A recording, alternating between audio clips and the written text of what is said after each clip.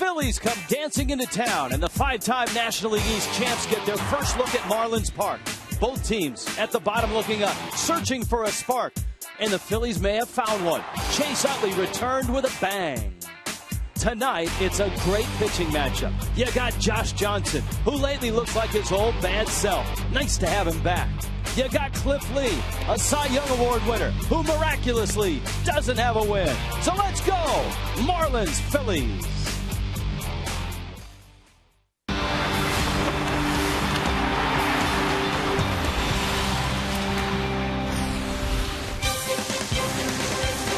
Gorgeous day in Miami, hot day in Miami. Marlins Park with the roof closed. First look for the Philadelphia Phillies at Marlins Park. It's a three-game weekend series which opens tonight with the AC on, the Phillies and the Marlins getting ready to go. Hi everybody, Rich Waltz along with Tommy Hutton. The calendar's about to turn to July. When the calendar turned to June, the Marlins had their best month ever in May, and they took 2 of 3 to start June in Philadelphia.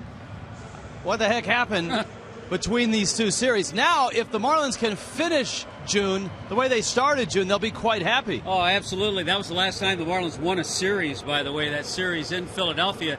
The one thing, though, the Phillies have a guy back that has done a little damage in his career against the Marlins, and that is Chase Utley, the all-star second baseman. His first game back the other night against the Pirates, he went deep. He had a 3-hit game and hit a home run his first at bat. But this is a guy who, in his career, look at the numbers, 189 career home runs.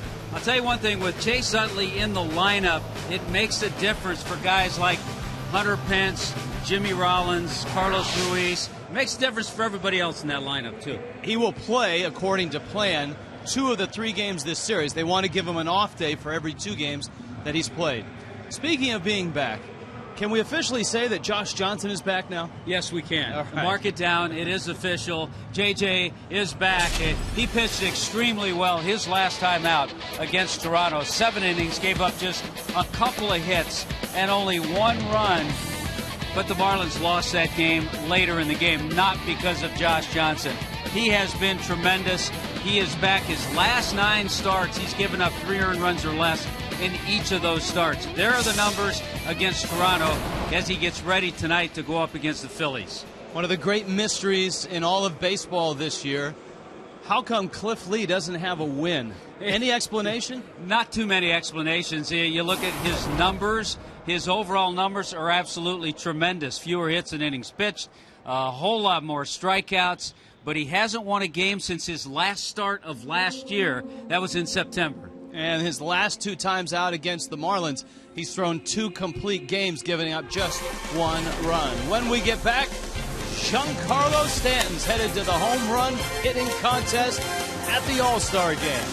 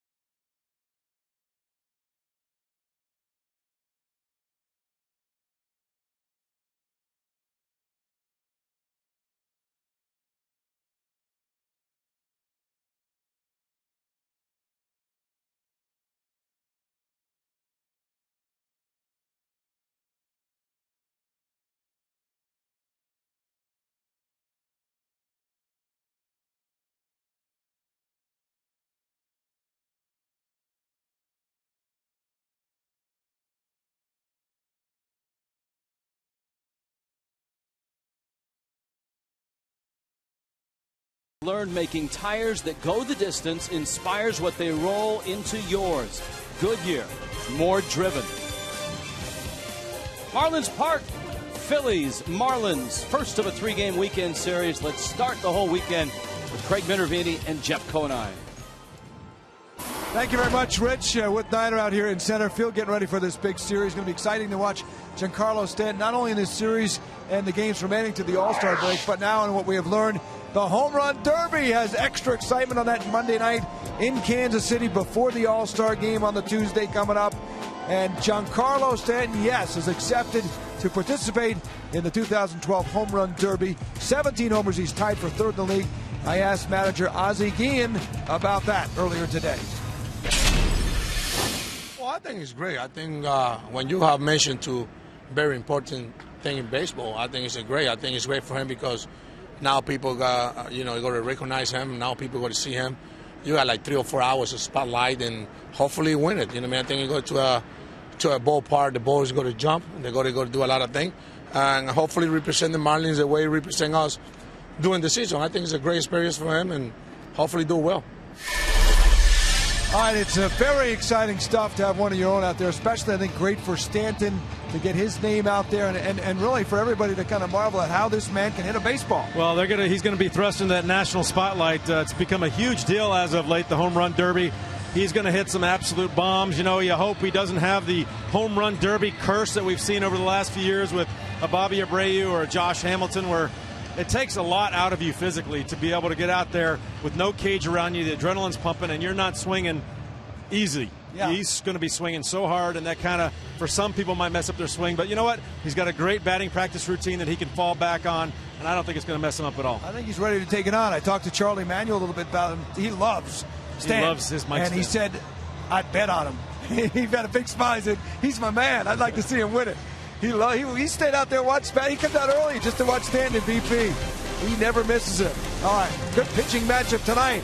Both guys trying to keep the opposing hitters in the yard. It's JJ against Cliff Lee coming up next on Fox Sports Florida.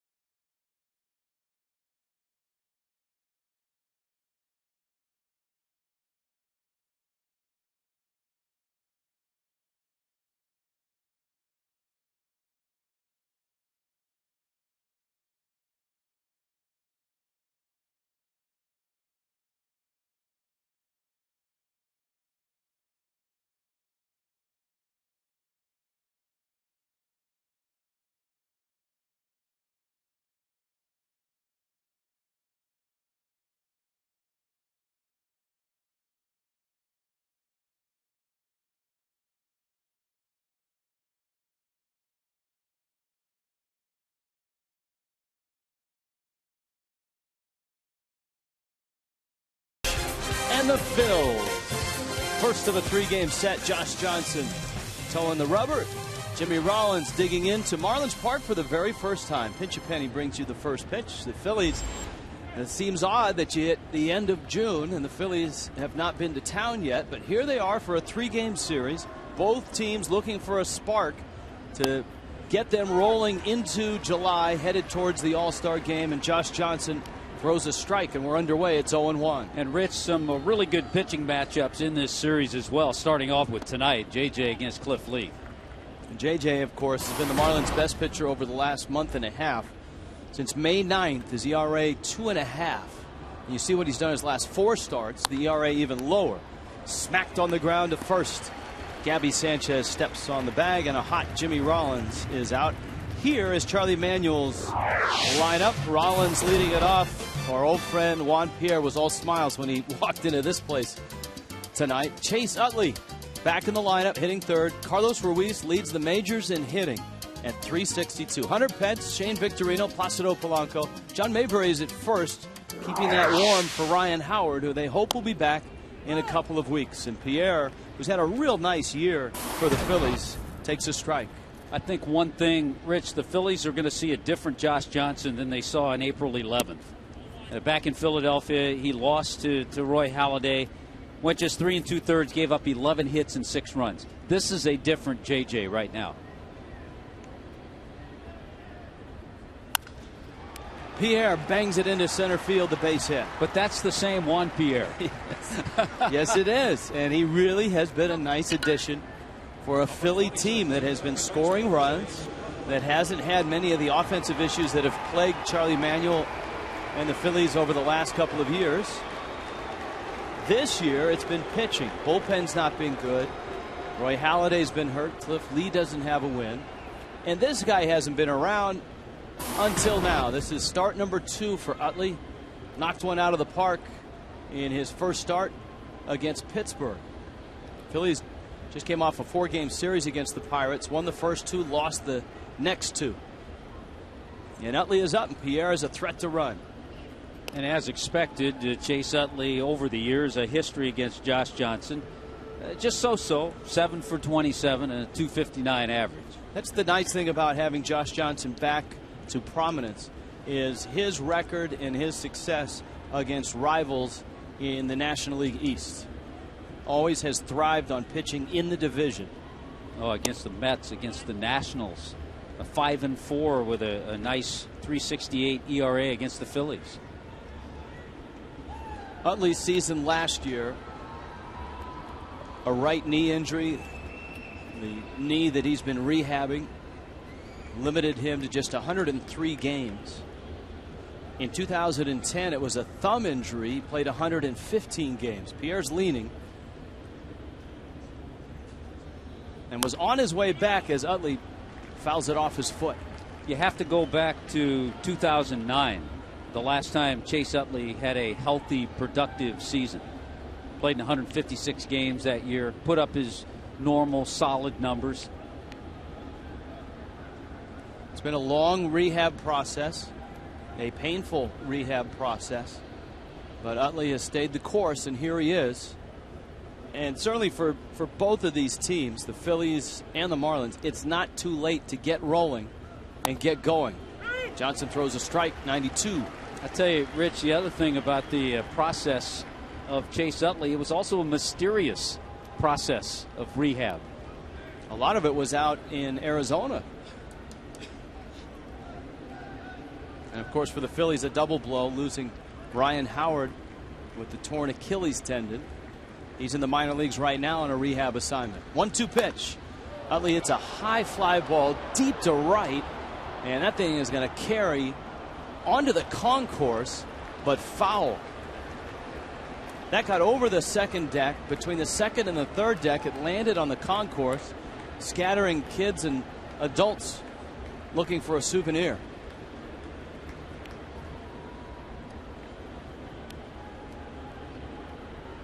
So be alive on the concourse.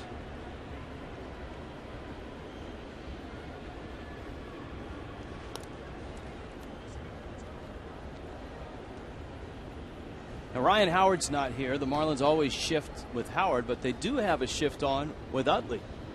With Reyes well over towards the bag at second. Hanley is way off the line at third.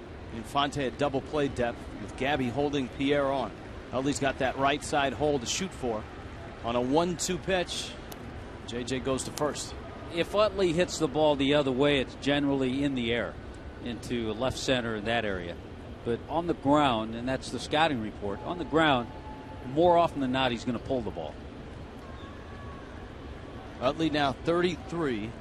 This is very much a veteran Philadelphia team.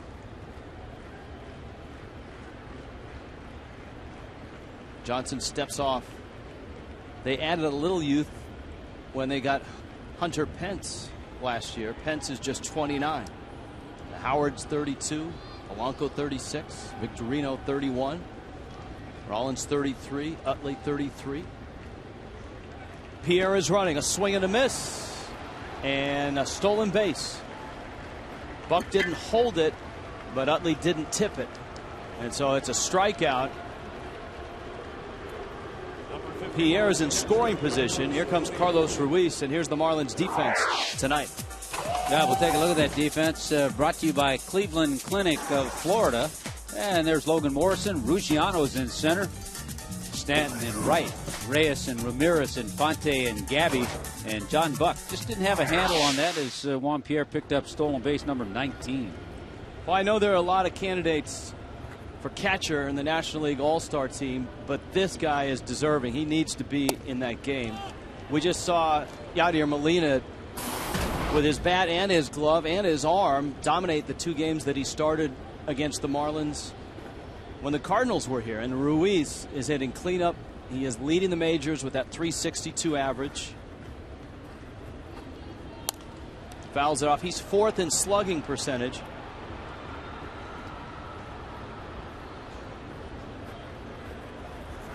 Those are your National League leaders. David Wright just a point behind him. Melky Cabrera at .355. Well, the 3 catchers that deserve to be there are Ruiz, Molina, and Buster Posey. Posey, last I saw, was the leading vote getter in the National League. Ruiz digging in. Pierre's at second. Johnson with a fastball under the hands at 92 miles an hour. His last 2 starts for JJ, the fastball was riding in the mid-90s. 95. He would top out at 96. Ruiz also one of the best in the National League with runners in scoring position at .355. That leads the Phillies. Of course, Yadier Molina is the guy that leads the National League. Well, it's also an area where the Phillies have really struggled. Ruiz has not, but most of his teammates have. Over the last 98 at-bats for the Phillies, they're hitting below 200 with runners in scoring position. So the Marlins have been there, done that. That's been a season-long issue for the Fish. Marlins coming off a 5-3 win over the Cardinals on Wednesday, and would like to get back to winning series. And as Tommy pointed out, the last one they won was against the Phillies to open the month. And ironically, they close June with this 3-gamer here in Miami. Ruiz goes around. He struck him out. Josh Johnson strikes out Utley and Ruiz to finish the first.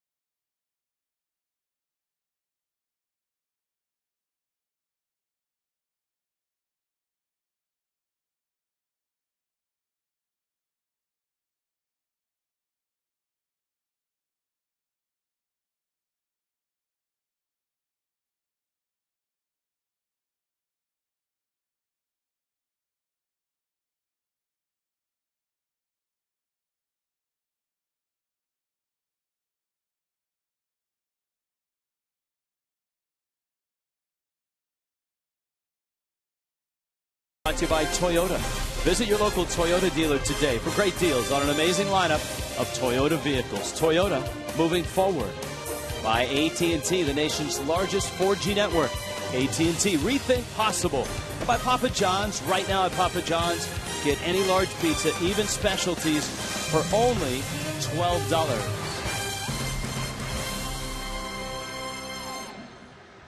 Marlins Park, crowd still arriving on this Friday night as the Fish and the Phillies open up a 3-game series.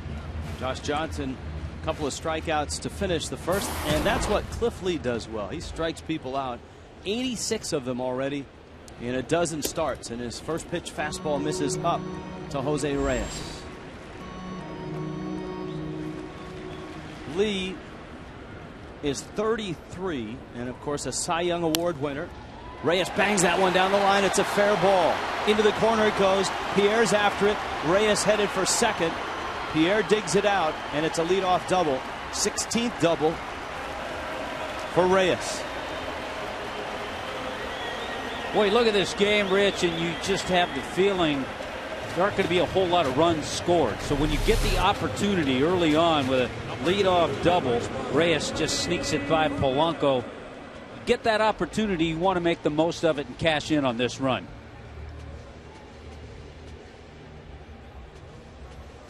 Polanco, as sure-handed a third baseman as you'll find. His range is probably a little bit down from years past. As I noted, he is 36.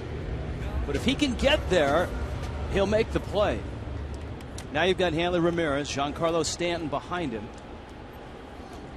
Lead of the plate, and Hanley trying to bunt, fouls it back to the screen. Not bad. It's a good effort. At least it shows that Hanley's up there with an idea. He's thinking of what he wants to do. Hanley would like to, before June ends, hit another home run this month. His last homer came against the Phillies on the 3rd of June. So that would put some closure to a lot of ills for the Marlins. Nice bookends to the month, to a miserable month. Yeah, the Marlins 5 under. The Phils are 6 under. And Lee with a fastball that's up. Joey Cora, Ozzie Guillen. Of course, they saw an awful lot of Cliff Lee when he was pitching for the Cleveland Indians. And that's where Lee won his Cy Young, 2008. He was 22-3 that year with an ERA of 2.5. 1-1 pitch. Fastball rides away, and it's 2-1. Now, everyone has said, and we even said it, can't believe, and you see the numbers that Hanley has against Cliff Lee. Can't believe that Cliff Lee doesn't have a win because he's pitched well. Not in his last few starts he hasn't. He's given up 5 runs each his last 2 starts, at Toronto and against the Rays. He went 7 innings in both. Hanley went after a high fastball that looked like it was up, and it looked like ball 3. These are the last 3 starts for Cliff Lee. Yeah, he's had opportunities. He had a game earlier in the year. He got a no decision. He went 10 shutout innings. It's the way things have gone for him at times. But at times, other times, he's had leads and hasn't been able to hold leads. He's also had games where he's not received a lot of support. Yeah, both these pitchers have not had a lot of support this year. 2-2. There's the breaking ball. He's stayed with fastballs and bounces the breaking ball in the dirt. Now it's 3-2. He likes to use that cut fastball, run it in on right-handed hitters.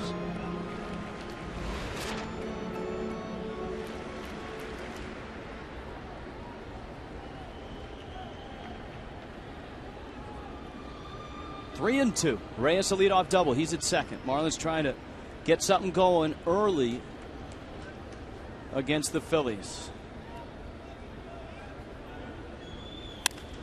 Hanley a drive, center field and deep enough to move Reyes. Victorino makes the catch, and Reyes is on his way to third. He'll get there easily. So a nice job by Hanley Ramirez, and now the Marlins will try to get him in now that they've gotten him over. You saw Reyes double. You've met Hanley Ramirez. Now welcome Giancarlo Stanton to the ball game. Logan Morrison hitting cleanup. Justin Ruggiano back in the 5 spot, back in center field. Omar Infante's at second. Gabby Sanchez at first. John Buck doing the catching. Josh Johnson hits 9th. And here is Giancarlo Stanton against Cliff Lee.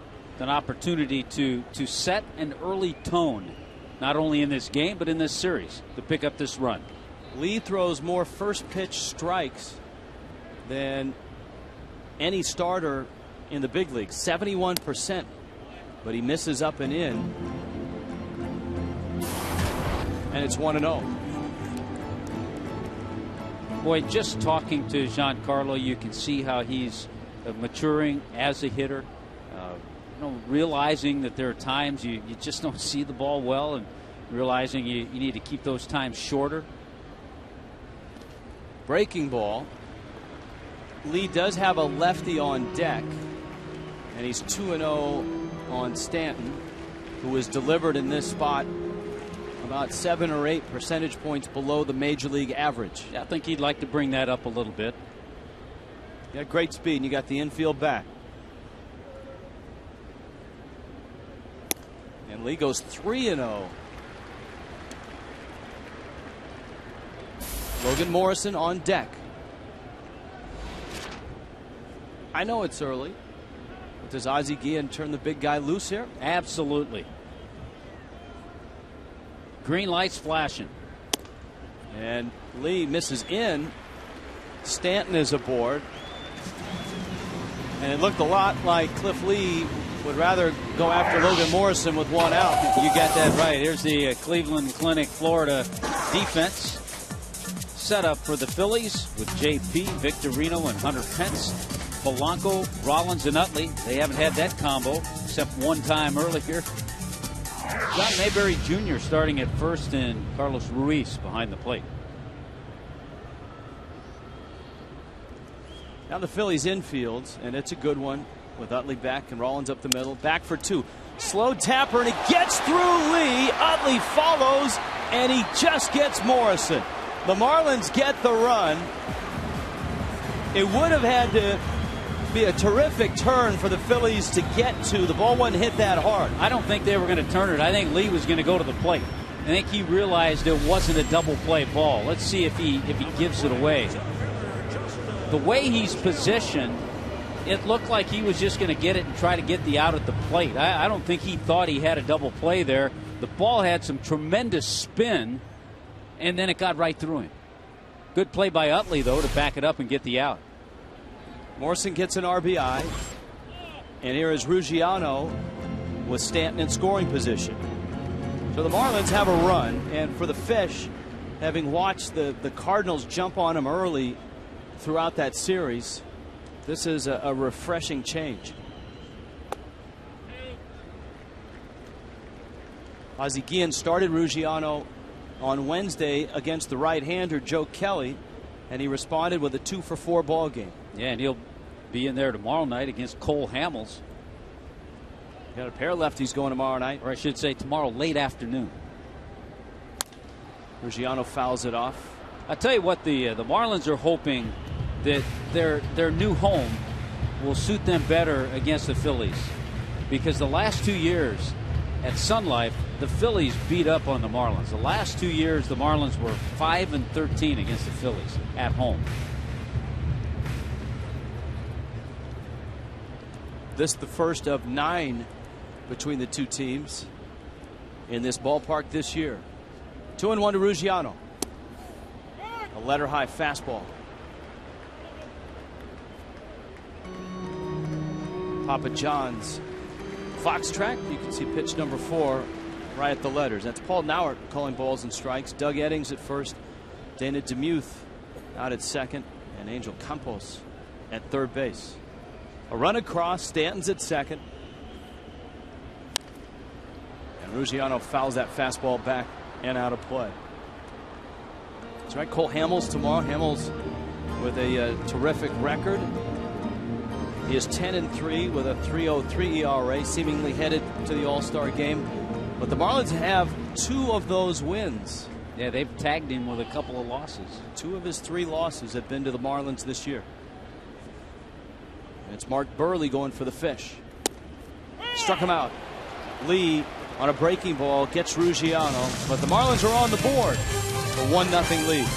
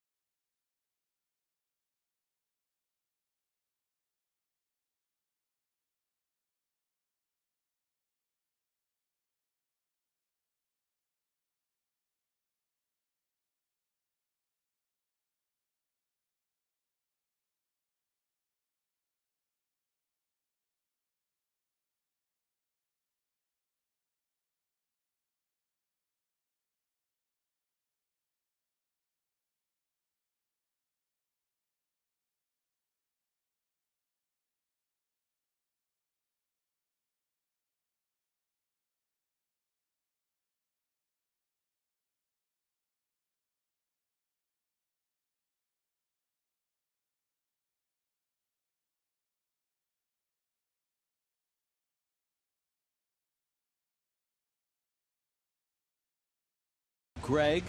Great shot from the Goodyear blimp. High above Marlins Park. This series, this game underway into the second. Coventry Healthcare second inning. Marlins a run on a hit. The Phillies had a hit but didn't get the run across. Josh Johnson takes aim at Hunter Pence and misses outside. Shane Victorino, Placido Polanco for the Phillies. Pence's numbers and very good against the Fish. Yeah, he had a big series at Citizens Bank Park. He's also 4 for 8 in his career against JJ with a home run. Marlins have been to Philly twice this year, and yet this is the Phillies' first trip in. Johnson misses away. Good run on that 93-mile-an-hour fastball. Charlie Manuel, in his 8th season, has done such a great job with the Phillies, taking them to a world championship in 2008. 2009 they lost in the World Series to the Yankees. Last year they lost in the division series to the St. Louis Cardinals, and what an epic deciding game it was. It was Chris Carpenter beating Roy Halladay 1-0. What a matchup in Philly in game 5. In the air, Stanton angling towards the line, makes the catch. And there's an out here in the second. Tomorrow is Saturday, so it must be a Saturday spectacular.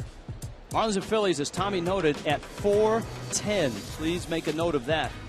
Come on out early. Autograph session with the player after the game. Plaza party for the entire family. With bounce houses, rides, games. 1-877-MARLINS or go to marlins.com.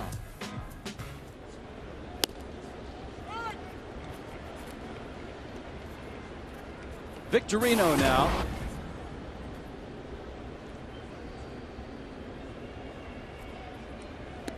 And he swings and misses at a breaking ball. The count is 0-2. Johnson certainly as deep a history against the Phillies as the other teams in the East. Victorino's hit him well. 306 average, 36 at bats. Off of Johnson's foot, and that's going to trickle into center. Victorino, big turn, up with the ball, Ruggiano. And a nice play by Ruggiano in center. Victorino held to a single, but he might not be at first long. He's got 19 stolen bases this year. Really surprised, and I'm sure that's not where JJ wanted to make that pitch. He really fooled Victorino the pitch before with the slow curveball, but way out of the zone. He came back with the same pitch, but didn't leave it out of the zone. It was more hittable for Victorino.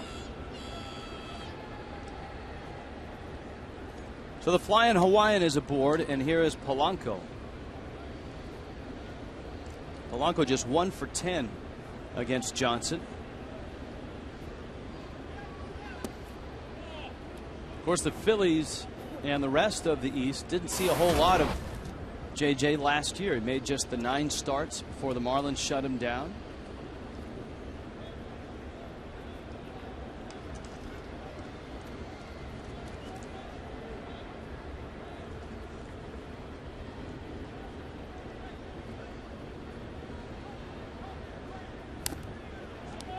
Gets a strike that counts 1-1.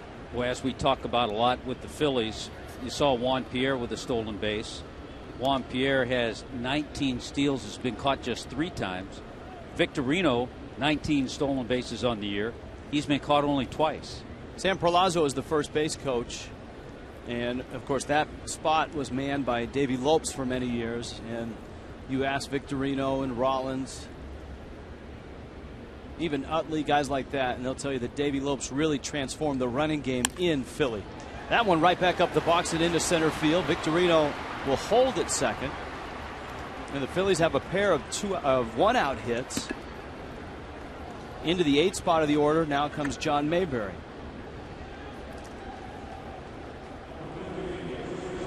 Now you look at the different players that Charlie Manuel's had to use at first base. Ozzie thinking double play right now. Charlie's had to use Mayberry, who's in there tonight. It's his 20th start at first. Others that have played there: Ty Wigginton, Hector Luna, Luna played one game against the Marlins at first, and Jim told me.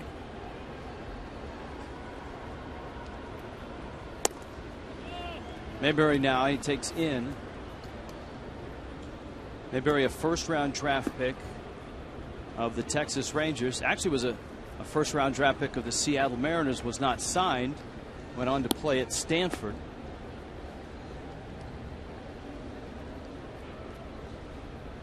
But they've certainly been looking for someone to fill the shoes in the outfield.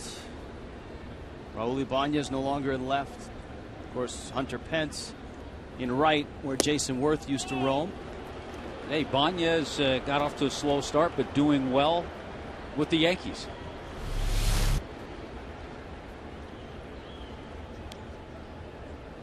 There's always been hope that it would be a Dominic Brown, Ben Francisco, or a John Mayberry. Swing and a miss. Now, you're Charlie Manuel, you're a former hitting coach, and you don't like that swing on a 2-0 pitch. No, not at a breaking ball like that. Cliff Lee, a good hitting pitcher, is on deck. Victorino and Polanco out there.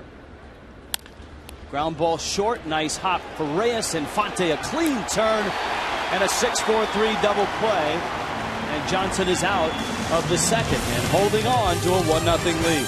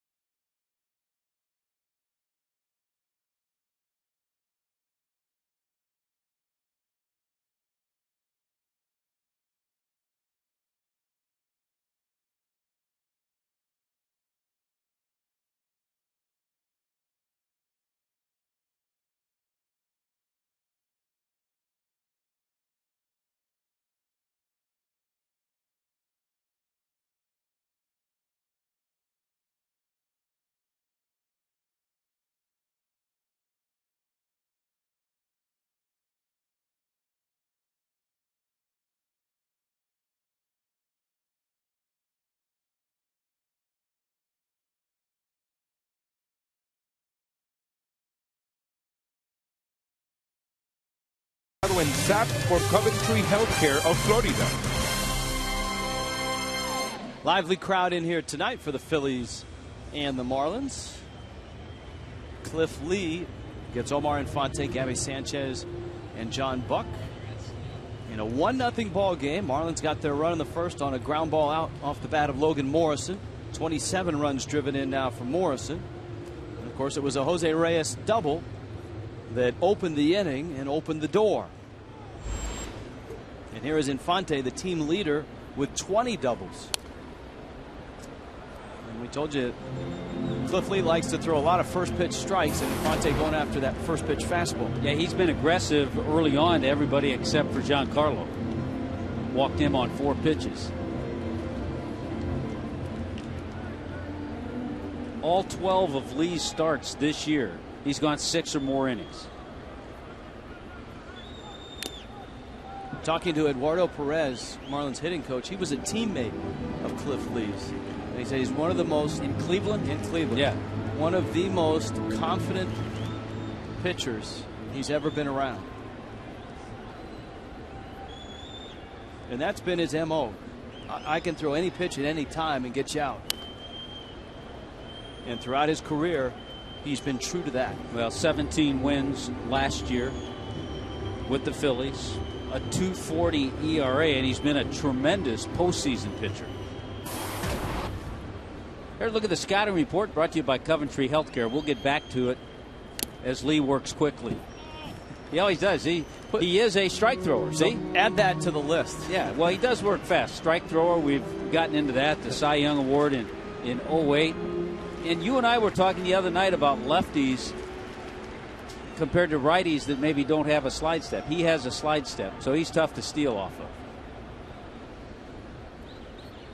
of. 0-2 pitch.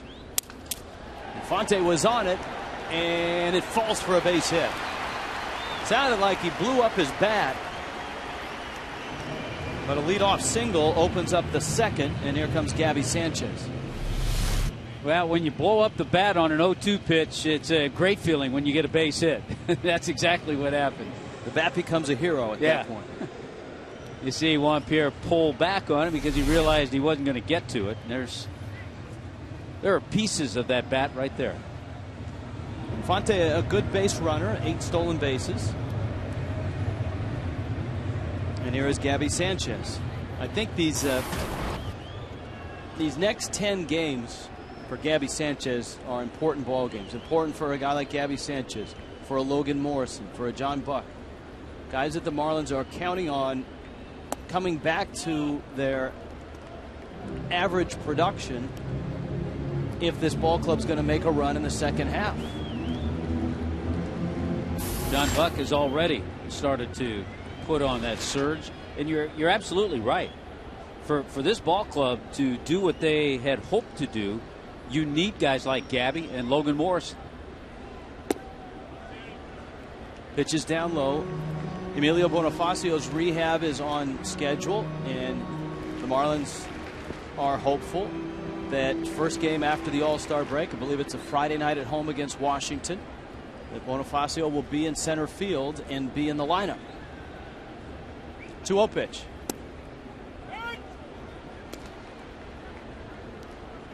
Gabby didn't like the call. You can see him shaking his head at Paul Nauert. It's pitch number 3. It had a pretty good. There are a lot of times that Gabby questions pitches and their strikes. That tells me he's not seeing the ball well. I mean, you can say what you want, but a lot of times, and every hitter questions calls, but a lot of times when Gabby questions calls and we see it back on Fox Tracks, it's in the zone. And that tells me he's not picking it up well.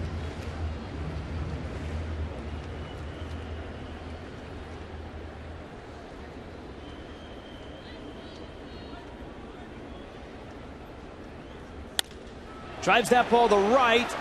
Pence is there, makes the catch. Hunter Pence is a very athletic right fielder, and he gets to a lot more balls than you think he will.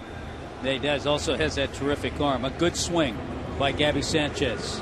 Bad luck that time, but boy, you just want to keep with that same approach and that same swing. That's the hard part, Tommy, when you're hitting. Yeah. Believe me, it's where he's tough. hitting. Because no matter what anybody can tell you in the dugout, everybody's going to say, hey, that's a great approach, good swing. You'd rather have a swinging bunt, a little dribbler up the line for a base hit. But some positive reinforcement from Eduardo Perez. Now Buck.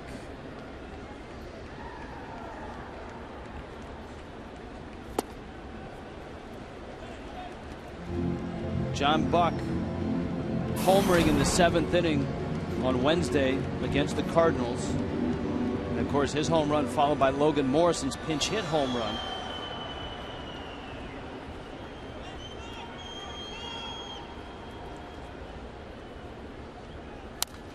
Buck also homered last Sunday, the 3-run shot in the win over Toronto.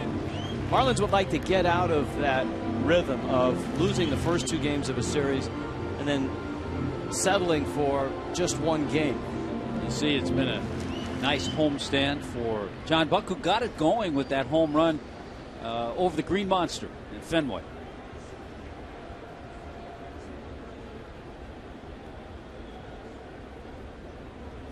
You have to say, at Fenway when you say he hit it over the green monster? No, I think you shouldn't have to. No, I think that's assumed. Okay. It's like if you say amen corner, what course are you playing? Yeah, well, To put it in the golf, Masters. to golf parlance for you. Yeah. You're in Augusta. That's right. Buck pops it up, foul, and out of play. If you're on the frozen tundra. Yeah, you're watching Green Bay play maybe the Bears. Right? If you're on the red clay, you're in Roland Garros. Roland Garros. French Open. We could go on and on and on. Parquet floor. That's right. The Heat took care of that. Yes, they did. Yes, they did. Here's the 1-2. Buck launches one left center field. It's a high drive, and Victorino has time to get around it and under it. Speaking of parquet floor and the Heat taking care of the Celtics, we have a very special guest who will be here in the 4th inning.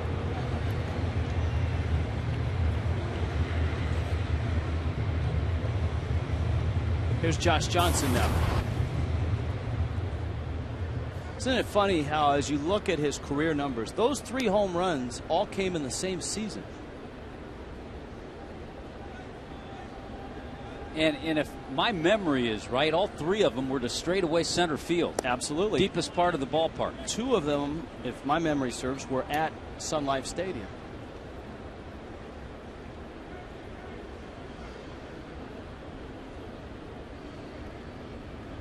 Well, he missed with his first pitch. That one's right down the middle. Omar Infante still at first base. Cliff Lee out of Benton, Arkansas. And he misses down low, and the Phillies are hopeful that not only does he start winning, but he keeps winning for a long time, because he has that long-term contract through 2015, including this year. There's $108 million on that contract.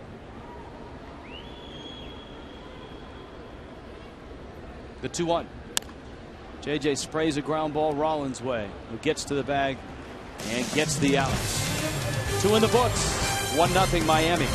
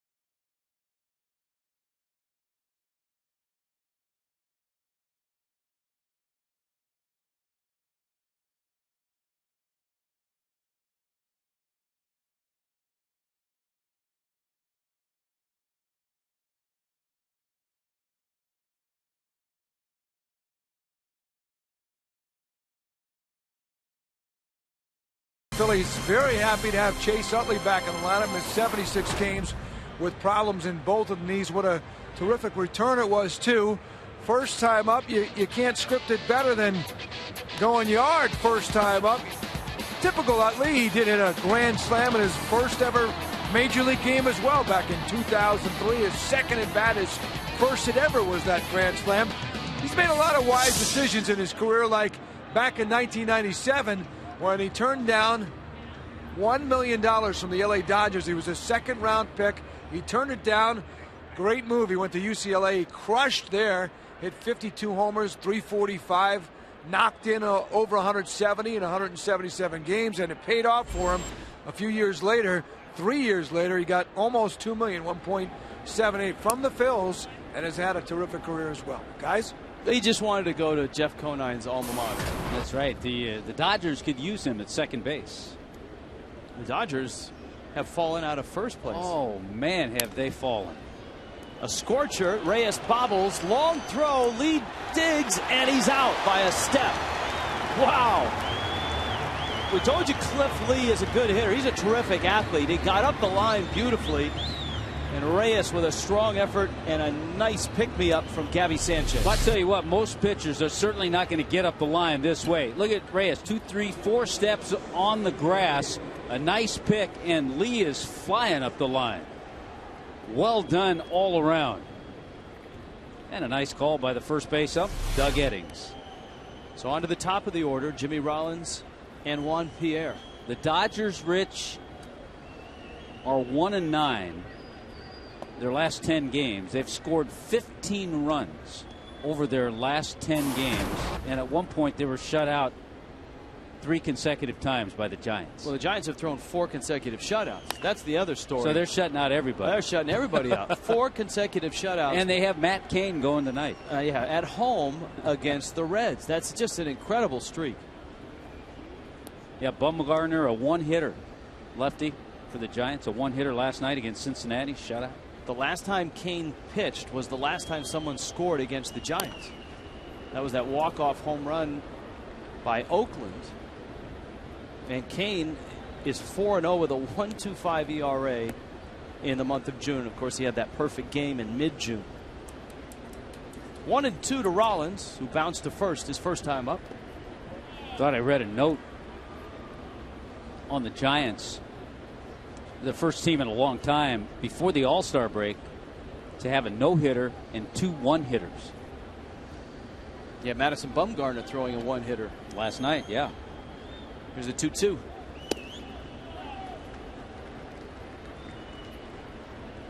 Yeah, there are only 2 pitchers since 2006 to throw 4 complete games with 1 hit or less.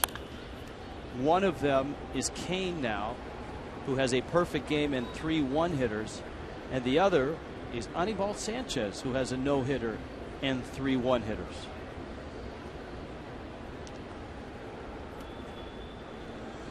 JJ facing a guy who's been hot in the month of June. But no kidding, no National Leaguer has more hits than Rollins. Jimmy Rollins hitting over 320 this month. He came into the month with 2 home runs. He's hit 6 in June, so 8 altogether. They're the numbers. He'll benefit from having Chase Utley back in the lineup. Rollins continues to pull balls foul. Rollins 33,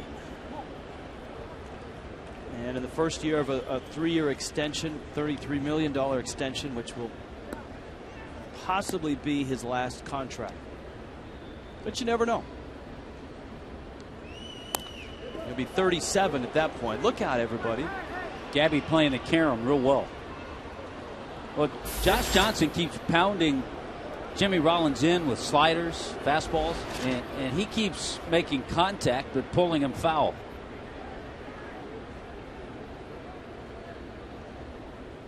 Rollins steps out. This is a 10th pitch coming to Jimmy Rollins.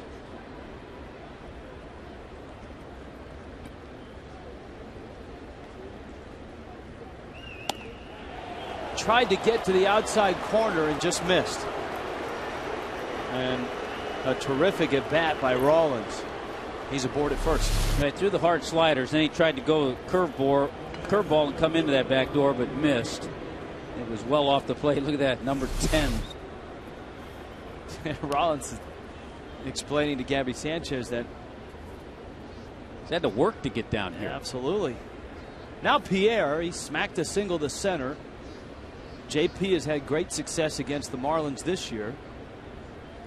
And it's been a real nice pickup for the Phils. Made the club out of spring training. Was it he and Scott Posednik?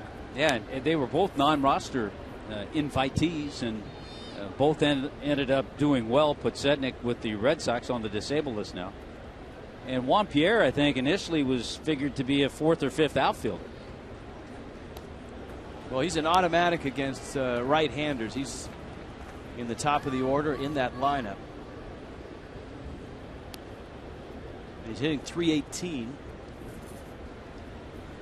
Ozzie Guillen knows him well. Pierre playing for the White Sox the last 2 seasons. In fact, he had 68 stolen bases 2 years ago.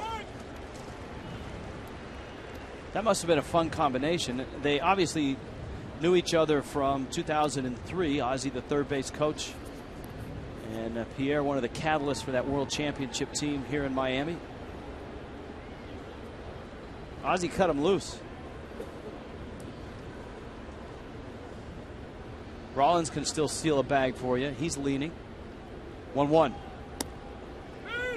Pierre takes a strike. Now you have the Phillies with 61 stolen bases as a team, and the Marlins have 67. And Pierre, one of the best bunters in the game. The Marlins just saw a guy about to retire who's had that title for a while, and that's Omar Vizquel. Vizquel's bunting more sacrificial than Pierre's. Pierre is more of a weapon in his career.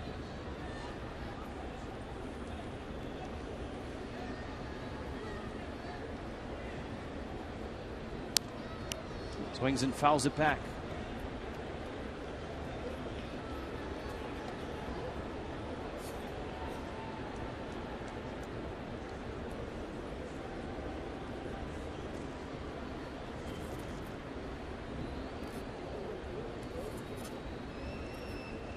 Top of the third, Josh Johnson battling with Juan Pierre. And Jimmy Rollins with 1 out at first. Phillies have had base runners in all 3 innings. Rollins is running, pitch is high. Buck's throw is even higher. 14 of 17 is Rollins this year now. Yeah, terrific percentage for all these guys on the Phillies. Good jump. Plus the throw a little high, and no chance right there.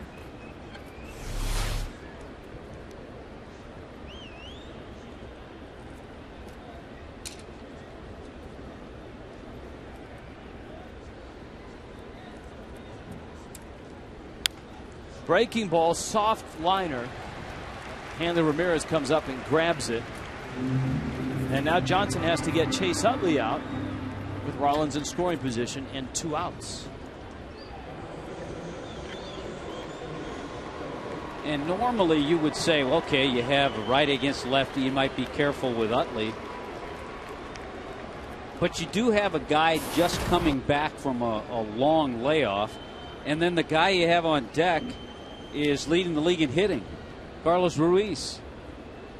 Even though he's a right-handed hitter, you might want to go after Chase Utley, make good pitches, instead of having to deal with Ruiz.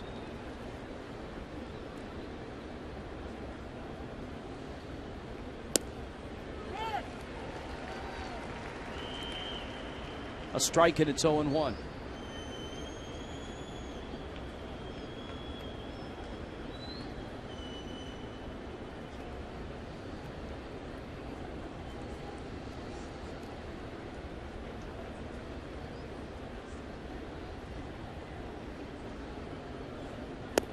For a while, remember, we always talked about power hitting second baseman, and they were head-to-head, Utley and Dan Uggla. But because Ugla's been able to stay healthy the last couple of years, he's put Utley in the back burner as far as the home runs. 1-1. Johnson misses up, and it's 2-1. Who do the Phillies miss most, Utley or Howard? I'd say Howard. I mean, a guy who's averaged about 130 RBIs.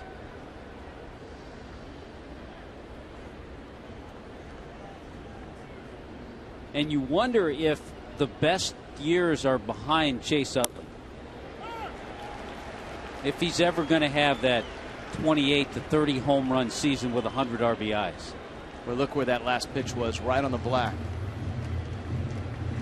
He's a guy that has played the game incredibly hard in his career.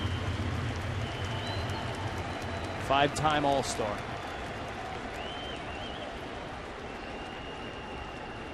Johnson with a count 2-2. JJ's pitch count is up there a bit. He's at 54 pitches with 2 outs here in the 3rd. Rollins dancing from second.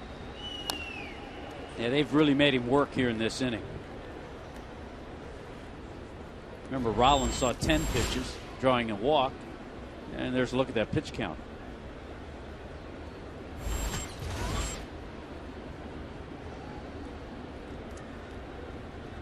Second time through.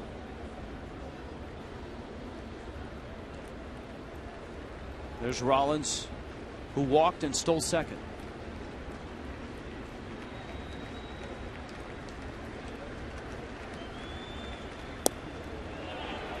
That cutting fastball dove inside, and there is Ruiz. Boy, look at what they've done. All but one hitter for the Phillies tonight has seen 3 pitches or more. 6 of 12 batters have seen 5 pitches or more.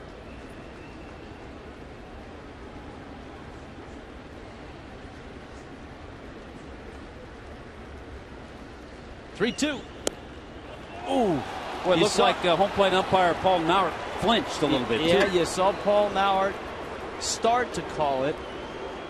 It was bending, and we'll take a look on Fox Tracks to see if it did catch some of the plate. I think it was out. Yeah, I think it was too. And it was. Papa John's bringing you Fox Track. Again, trying to find that outside corner, the back door with the breaking ball, and has missed a couple of times. And now this is just what you talked about. You lose Utley, and now you get Ruiz, one of the top hitters in the National League in a lot of categories. Buck smothers it. Batting average certainly has lost a lot of its luster for baseball people over the last 5-6 years, but Ruiz's numbers in terms of on-base percentage, he's 3rd in the National League. Slugging percentage, he's 4th in the National League. So his numbers hold up right on down the line. Yeah, when you're a catcher hitting 360, it doesn't matter about a lot of those other numbers. And hitting cleanup on a Phillies team. Now, when Ryan Howard gets back, you're probably going to see Ryan Howard in this spot. But Ruiz has shouldered more than his share of the load while these two guys have been gone.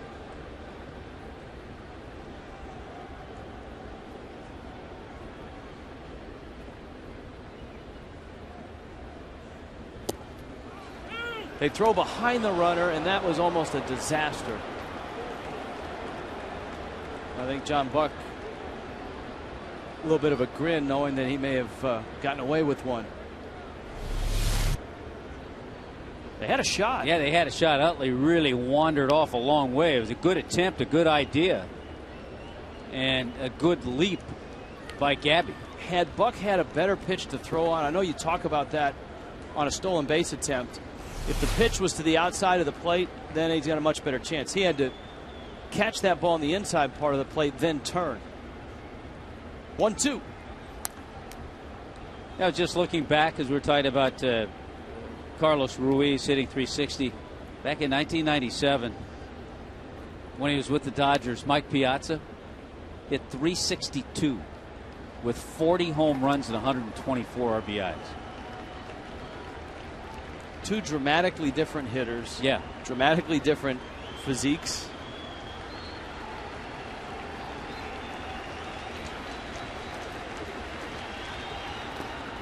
Buck again has to smother it. Josh Johnson looking for a put-away pitch that he just hasn't been able to find. He's thrown 30 pitches this inning. Well, at this rate, too, he's not going to go beyond 6. Right now, you're hoping he gives you 6. With the way the Philly hitters have been patient, they've really made him work, and especially so in this inning. Long conversation between Buck and Johnson. Part of that might just be to give JJ a little bit of a breather.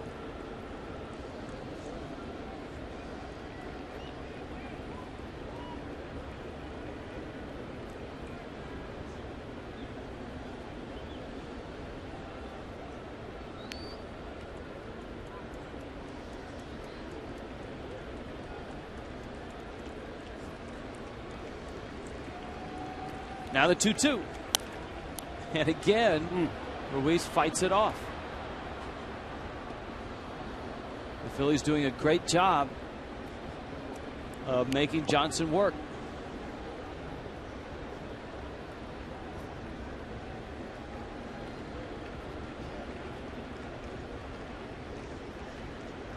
Fourteenth career start against the Phillies. He's 5-4. 2-2. And again, it's fouled back. And JJ has really been consistent. You talked earlier about his lack of support this month. That's because his offense just couldn't get on charge. And that's why he's 1-2 in the month of June, but with an ERA of 1.95. In the month of May, the Marlins won all 6 of his starts. 2-2. He finally got him. Wow. I mean, that's sticking with it. Johnson doesn't relent, and Ruiz goes down on strikes.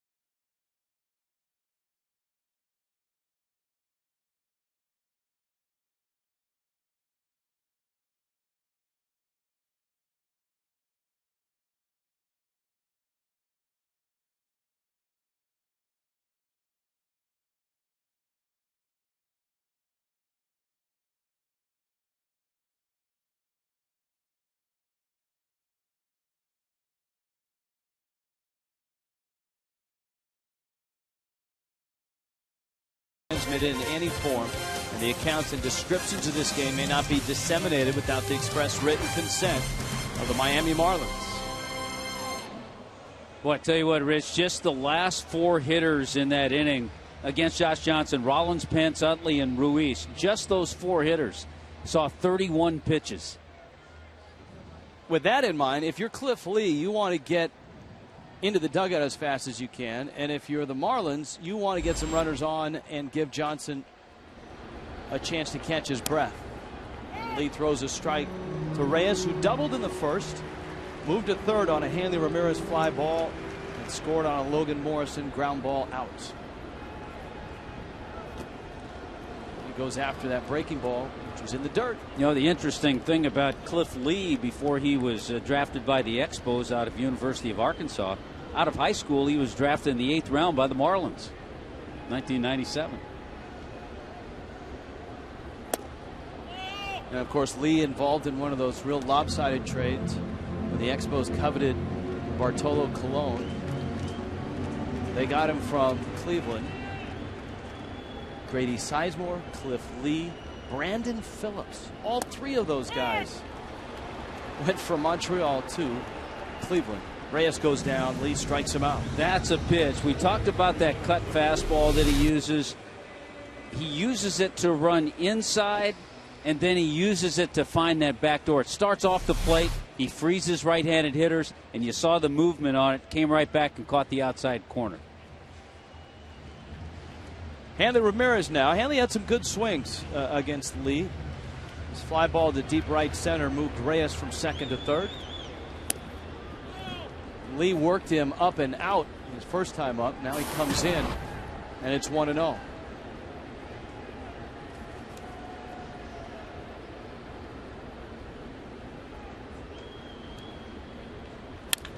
That's a scorcher. Over for it is Pierre. Hanley may try to stretch this. Yeah, go. JP can't throw. Everybody knows that. And Hanley's in there. You get Juan Pierre moving away from the play. You know you can take that extra base. Below average arm. Everybody in the league knows it. So good job by Hanley. And you're right. He scorched that ball. And here's what I mean, moving away from the play. You saw Juan Pierre as he's going toward the line. Hanley knows it. He didn't really hesitate. He knew he was going to second all the way. All right, here's round two now. Cliff Lee against Giancarlo Stanton. And Lee looked like he wanted nothing to do with Stanton in the first inning. He walked him on 4 pitches. And he starts with that cutter inside. It's 1-0. So Giancarlo's yet to see a strike from Cliff Lee. No, he's missed on all 5. And that's a true test for a guy like Stanton. Not get anxious. Not go out of the zone. He thought about that one, and Stanton didn't like the call. He saw him drop his shoulders as Paul Nauert called it a strike. Yeah, that's that cutter on the outer part of the plate.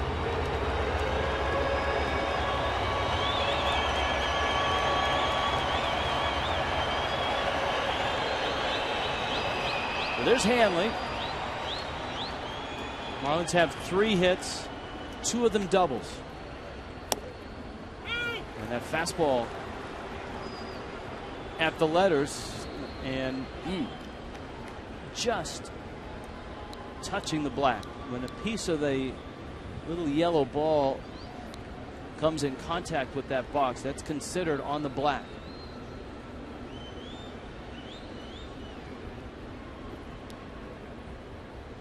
One, two. Ground ball, base hit. Hanley around third. He will score. And it's 2-0. Giancarlo Stanton, 47th run driven in. Yeah, what a job. And you can see him. It's just fun watching him grow as a hitter and as a player. Didn't try to do a whole lot there. Had 2 strikes on him. Lee missed with the pitch. He wanted that backdoor cutter again, and it got too much of the plate, and Giancarlo was ready for it.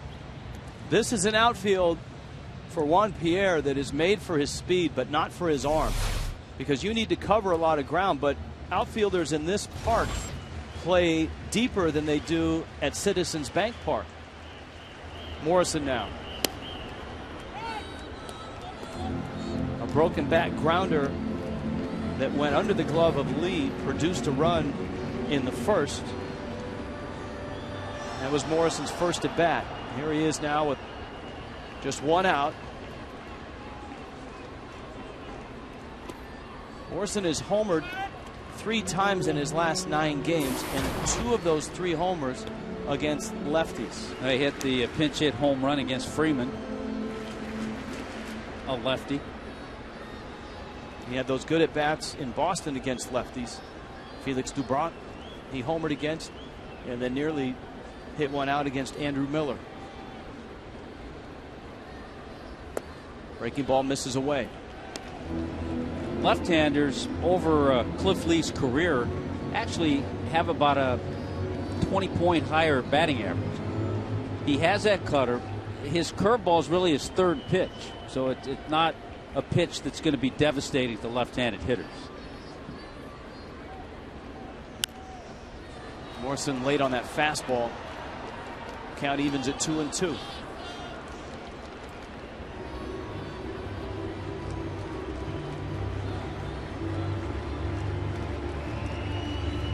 Morrison trying to find that groove that has eluded him this year. I know last year, average-wise, wasn't the best of years for him. He had 247, but he was a run producer last year. Dumps that one into left field, and it falls in front of Pierre. Third consecutive hit against Lee. He just stayed with that, fought that ball off, and dropped it in front of Juan Pierre.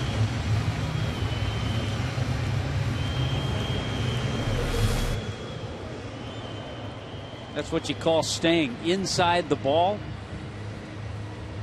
And maybe not a rocket, not a laser shot, but it's a base hit.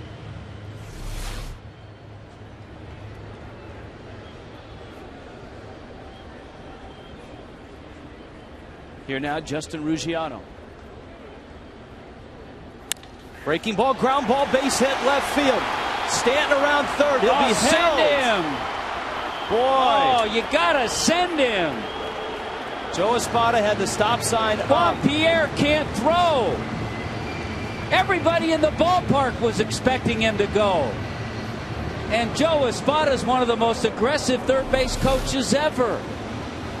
I don't care how hard this ball is hit. Juan Pierre's not going to throw him out. As a matter of fact, the ball's cut off. By the first cutoff man. That's got to be a run.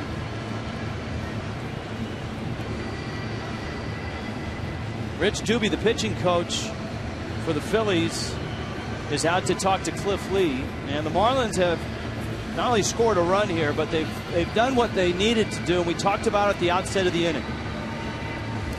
They've kept Cliff Lee on the mound. They've given Josh Johnson a chance to catch his breath.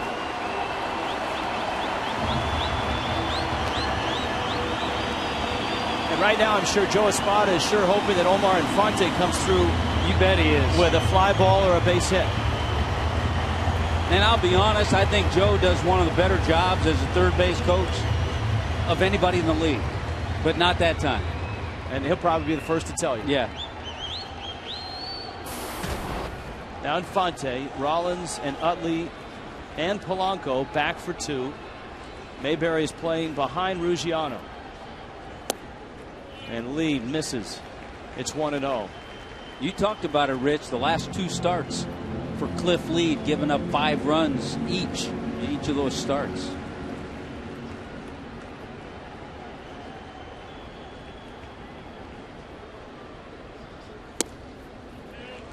He's missed twice. 2-0. Stan had the RBI single, scoring Hanley. Morrison dumped a single to left. Ruggiano pulled one through that hole on the left side. And now Lee, who is 2-0 on Infante, takes a rip. And it's 2-1.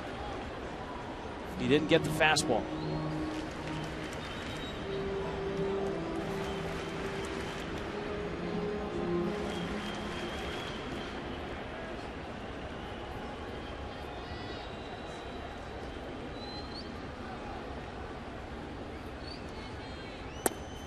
Down low.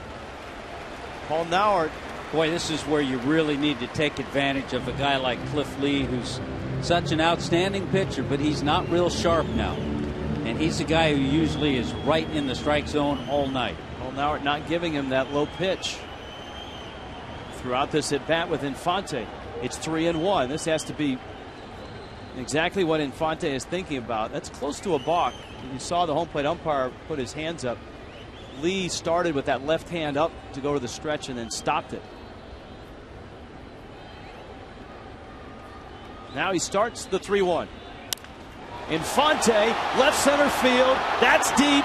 Back goes Victorino at the wall. He makes the catch. Stanton will score. Morrison retreats. Ruggiano retreats. And Infante hits about a 395-foot sacrifice fly. Let's just say this. At Citizens Bank Park, that's a grand slam. That's way out. Infante did the job, though. Drove it a long way. Just a little bit too far to left center. He hits that ball toward the Clevelander. He got himself a grand slam. But Victorino can track down a lot of balls, and he went a long way to track that one down. If he hits it towards the Clevelander, there's a party. No matter what. Now Sanchez swings and misses. But at least Stanton came in to score. And Joe Espada thankful for that. So it's 3-0. Marlins have Morrison at second, Ruggiano at first. Remember, Gabby Sanchez hit a sinking liner to right his only time up. It was caught by Hunter Pence. Well, and the other thing, when this inning started, we talked about hopefully getting JJ a little breather, a little rest. Well, the Marlins have scored a couple of times. They've lengthened this inning, and Josh Johnson's gotten a little breather. What the heck is going on in right field?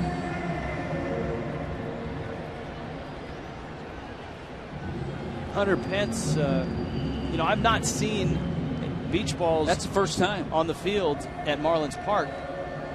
Somebody out there is having some fun with the beach balls. Yeah, but that isn't a whole lot of fun when it delays the game that way. No, and I'm surprised that they're still out there. Here comes another one. Do the right thing. Just step on it. Yeah, get it out of here. Stick a pin in it. That thing's got to be a little warm down here. We saw a lot of those hats, a lot of the Fanatic hats up in Philly. 0-1 coming. There's a big group, about 200 people of Philly fans, supporters. Group hosted by Greg Luzinski. Was Bull looking for the barbecue? I was talking to him. I told him where to go eat, though. 1-1. It's fouled back out of play. I would think that at Burger 305, where they have a food item from every visiting team, you got to think that a Philly cheesesteak is being produced here for this series. I would think you could find a Philly cheesesteak here, yeah.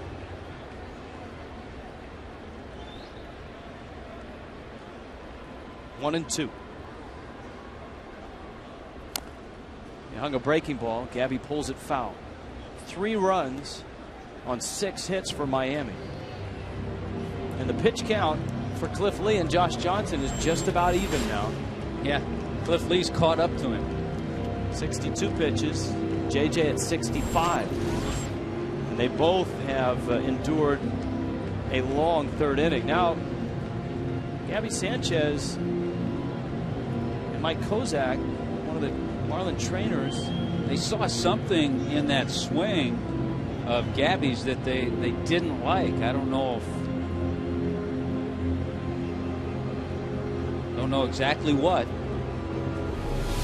Here's the swing.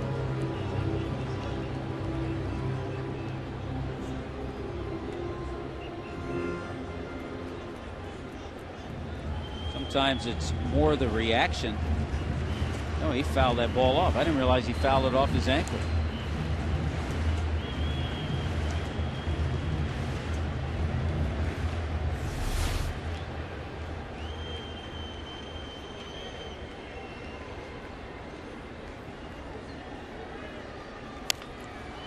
Off the end of the bat and a high pop. Pierre in, and he's there, and he makes the catch. But the Marlins get 2 more runs, extend Cliff Lee, and it's 3-0 Miami.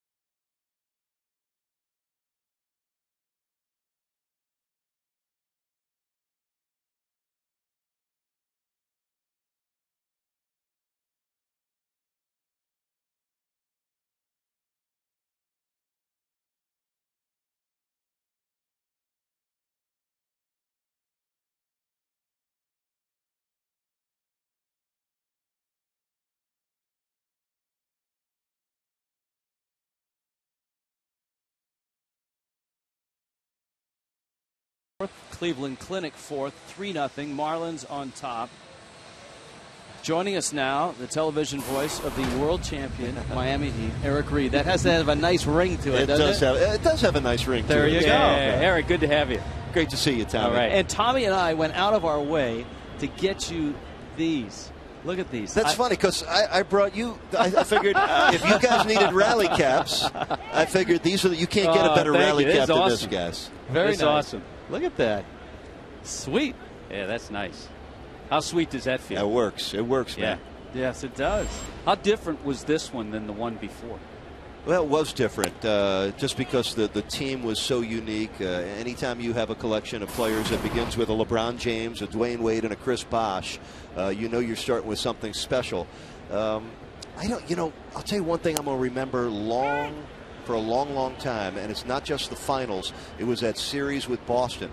Being down 3-2 and going to the TD Garden where they had lost 15 of their last 16 tries. And that game LeBron played wasn't just how great it was, one of the great games of the last 50 years of NBA basketball, but what people remember, guys, the focus, the glare, the concentration that LeBron played with. It was probably his best game in one of the great all-time playoff runs that any of us will ever see an NBA player have. Yeah, and just a incredible ride all the way down through the parade, which had to be a lot of fun. That one fouled out of play. Hunter Pence at the plate. Now, for a guy that has just been on that championship ride, there's the parade video. That was awesome. I mean, I'll tell you one thing. The Heat learned a lot from that 06 parade. This was a 2-mile trek through Brickell and down Biscayne, and I heard a figure that 300,000 people were there, and cutting across all kinds of folks from Miami and South Florida, and it was overwhelming to see the response. And that's the biggest difference, guys. In 06, the Heat became champion. Well, you guys better handle this. That one, I think, has handled itself. Hunter Pence drives that ball out to right, and the Phillies are on the board. 15th of the season for Pence. And he takes a Josh Johnson fastball and sends it into the seats. Well, Rich, we haven't seen too many right-handed hitters go the opposite way here in this ballpark. But Pence has that kind of power. We've seen him do it. And just stays with that, chokes up. We've talked about his stance, his approach, and hit that ball hard. And so Victorino now to face Josh Johnson. Hit that one over the roast beef. Yes, he did. I saw them carving down below. But I'll tell you, in 06, the Heat win it on the road, and they weren't champions until Jason Terry's shot at the buzzer missed.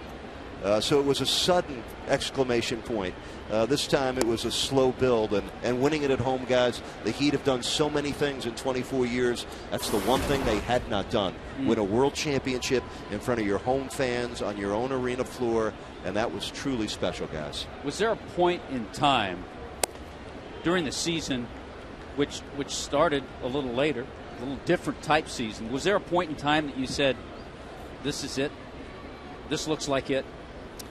You know, all through the regular season, you knew what it was all about. You knew the goal that this team had in mind and how focused they were. But you never know until you know. And, the Heat are the first team to ever win a championship in the NBA to trail in 3 series. So you saw the resilience and the resolve of this team. I thought it was remarkable the way Eric Spoelstra and Wade and LeBron were able to recreate the whole offense when Bosh went down game 1 of the Indiana series. But that was a very physical series. Then down 3-2 in the Boston series. So every time their back was to the wall, every time people doubted them, they would play their best. And, you lose game 1 at Oklahoma City, and the Thunder had now won 5 straight games. Everybody thought they would be unbeatable. As soon as the Heat won game 2, Dwayne Wade and LeBron and Bosh made a vow to themselves, we're not coming back. And guys, only 3 times in NBA history since the finals format went 2-3-2, only 3 times has the lower seeded team won the 3 home games in a row. And the Heat have done it 2 of those 3 times in 06 and again this past year. Now, after this championship and after this week, I expected to see you down the field, cool, calm, relaxed. You looked a little nervous before the game. Why was that?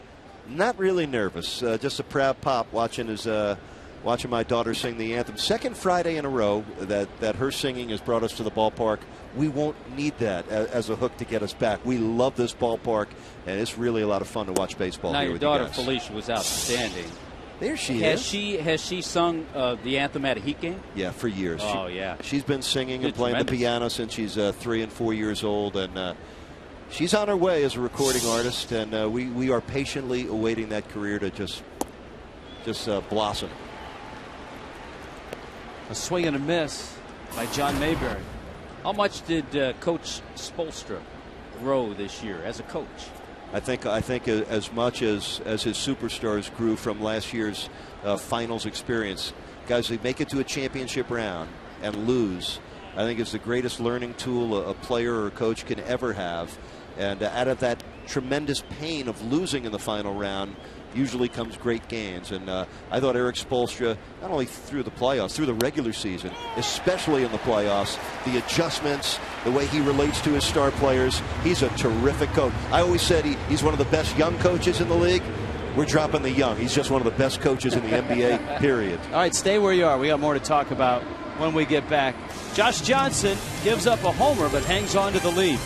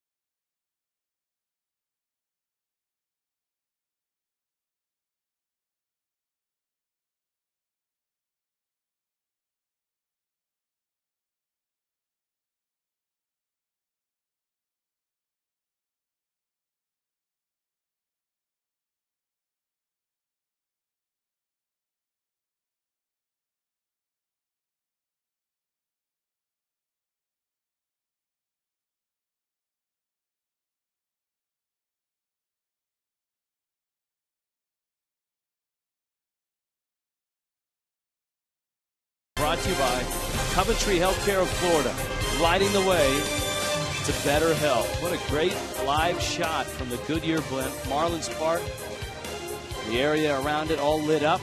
Downtown Miami. Marlins have a 3-1 lead in the bottom of the fourth. Eric Reed, the television voice of the world champion Miami Heat, joining us in the booth. And we're done talking basketball. Now we want to hear about your baseball experience, because neither Tommy or I knew that you had broadcast baseball early in your career. You know, when I was still in college, guys, I had an unbelievable summer job for $50 a week and $5 a day per diem. I was the media coordinator of a team named the Jersey City Indians. They were the AA affiliate of the Oakland Athletics in the Eastern League. And I think there's a couple of guys on that team you may have heard of. Mike Norris, who was part of Billy Martin's rotation with the A's. Charlie Finley banished him to Jersey City for about a month. And what a thrill to meet Mike Norris. And a 19-year-old center fielder who was in his second year of professional baseball out of Southern California. He played single A in Modesto. His second year was AA in the Eastern League. His name was Ricky Henderson. And he turned out pretty good. Yeah, I'm no baseball guru, but it didn't take long to know that he was headed for greater things. Rich, wasn't Mike Norris one of those guys that had like 40 complete games? He was on that staff with McCaddy and Keogh and Rick Langford. Yes. You're right about that. And Henderson, I believe he went straight from AA to the big leagues. I saw his major league debut in the first game of a doubleheader in Oakland, and the great story there was he had such a good first game that want to say that manager Jim Marshall kept him in the lineup, which enraged the center fielder Miguel Delaney so much that Delaney went after Marshall with a bat between games because Henderson was in the lineup for the second game of the doubleheader. Let me tell you 2 quick ones about Ricky. First of all, he started the year in Double-A as a center fielder and was terrific roaming the outfield from that spot. Then in the baseball draft that summer, the A's took a kid named Bobby Grandis out of Central Michigan, and they wanted him to play center field, and they moved Henderson to left. Ricky was not happy about that, but I guess that turned out to be a pretty good spot for him. It did. Heck of a play by Carlos Ruiz. Enjoy your summer. We have begun that. Thanks. Yeah, Thanks enjoy for the time off, Eric. Good to see you. And make sure when you come back to the ballpark that you come up to see us. We will. You guys have a great summer. We love your calls. Tell the coach hi. We will. We will. Eric Reed, ladies and gentlemen, 3-1, Miami.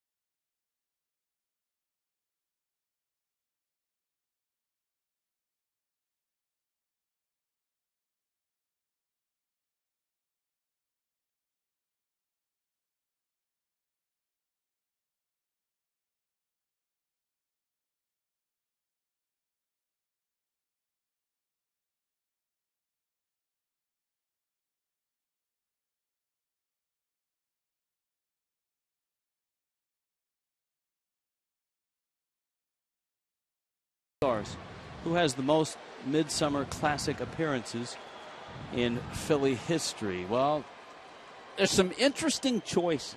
Schmidt and Carlton. You got to go, you have to throw those guys there. But then remember, there was a time. Ground ball up the middle, Reyes to his left. Cliff Lee chugging down to first, and Reyes throws him out for the second time. Remember, there was a 2 or 3 year period where they played 2 All-Star games, and I don't know if that would count. So I might throw Richie Ashburn on this list, even though I'm still kind of leaning toward Mike Schmidt. But you're right about that. There was, in the early days of the All-Star game up until... That was in the 60s, though. It was in the early 60s. Okay.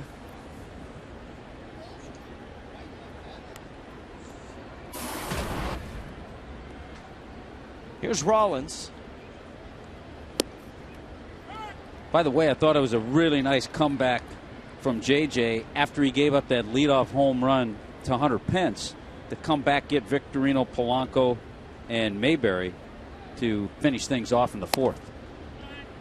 J.J. misses away. Rollins bounced out. He was part of that 3rd inning that really extended Josh Johnson. He had a 10-pitch walk, ended up stealing second. Utley had a long at bat. He was a part of that inning. He saw 10 pitches. Juan Pierre saw 6. Utley saw 7, and Ruiz saw 8 pitches. Jimmy Rollins sure has accomplished a lot in his career. Paul Nauert has been stingy with that low pitch for both Josh Johnson and for Cliff Lee.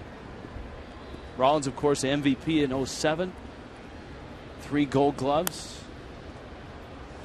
And look out if you're over on that side of the diamond, because that's where Rollins was feeding all of his ground balls in that long at bat. Yeah, if there were no foul lines, Jimmy Rollins would have 3 hits already.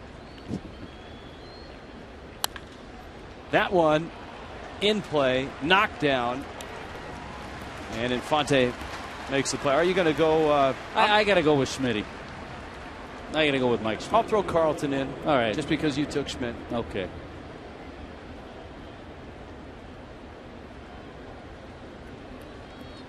Twelve times. There you go. 12 times. That was a layup, and there's probably Philly fans watching saying that was a layup. Yeah. Now tomorrow, in the 4th inning, I'm going to go over to the Philly broadcast, and Gary Matthews, the Sarge, he's coming over here, so he'll help you with that trivia maybe. Oh, that's outstanding.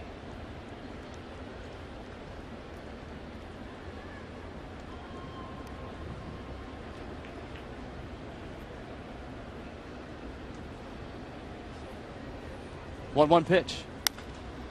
Chopper. JJ up to get it. Underhand flip. And a nice quick inning for JJ. Bottom of the 5th. 3-1 Miami.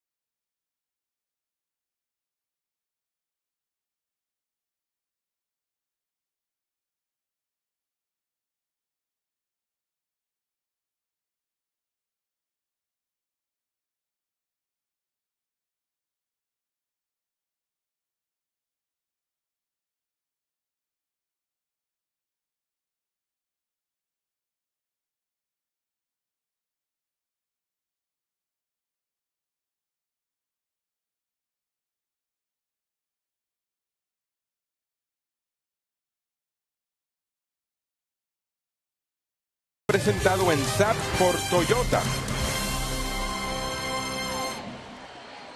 A reminder that Corona Light wants you to find your beach this summer. Miami Marlins. Corona Light's offering 6 lucky Marlin fans the chance to win 4 tickets in a Fiesta Suite for an upcoming game at Marlins Park. Just go to your local participating retailer and look for the Corona Light display for details on how to enter and win. Relax responsibly.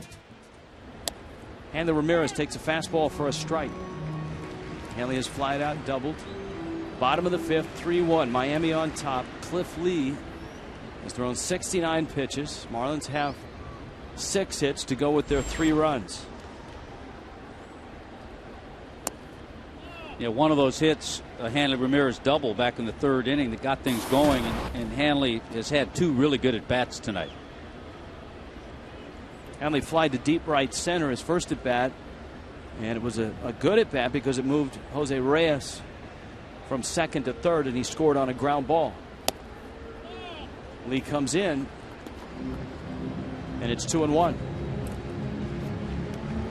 I think Cliff Lee's a little flustered at the tight zone. It's been a consistent strike zone by Paul Naut, but I think he's been a little frustrated with it.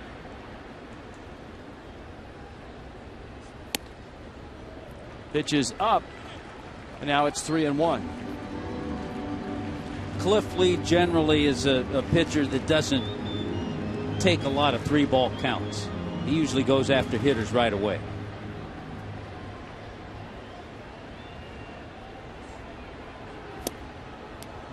Hanley swings and misses. 3-2. Giancarlo Stanton, Logan Morrison also coming up, bottom of the 5th. You see those career numbers. Stanton has walked, has an RBI single. Hanley goes after a high fastball and fouls it back out of play. You have to think, Rich, that it's wearing on Cliff Lee's mind, the fact that he hasn't won a game. Well, as we noted, that's kind of been a storyline for the last month and a half. Hey, Cliff Lee doesn't have a win, but his last couple starts, in fact, you can go back to 3 starts, he's not pitched well. 5 runs each in his last 2 starts. And Hanley pops it up.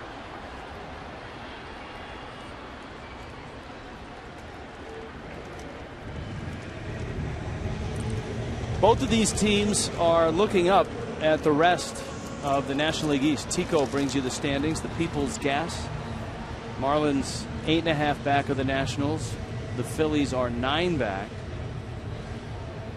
You can see that the Phillies have played 3 more games than the Marlins have.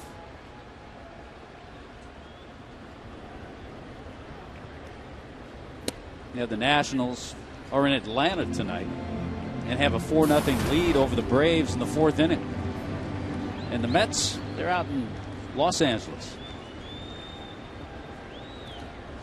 It's a Ross Detweiler start for the Nationals. The Nationals rotation so deep and so good. We're looking at league leaders before the ball game.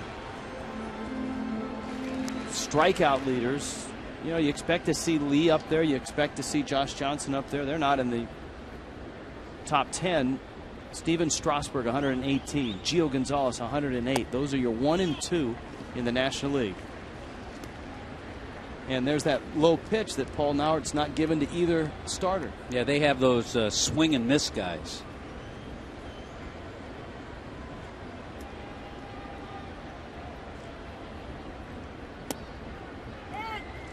Bends a breaking ball in for a strike.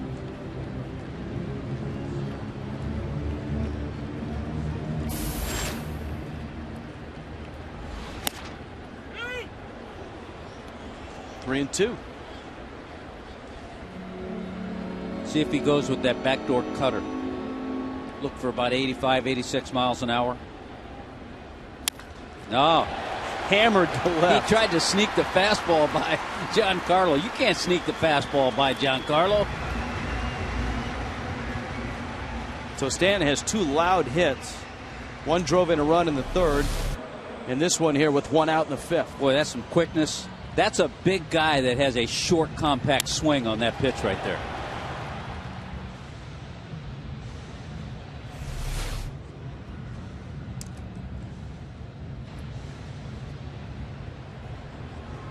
Morrison, his 3rd at bat, he has singled, and he's driven in a run with a ground ball.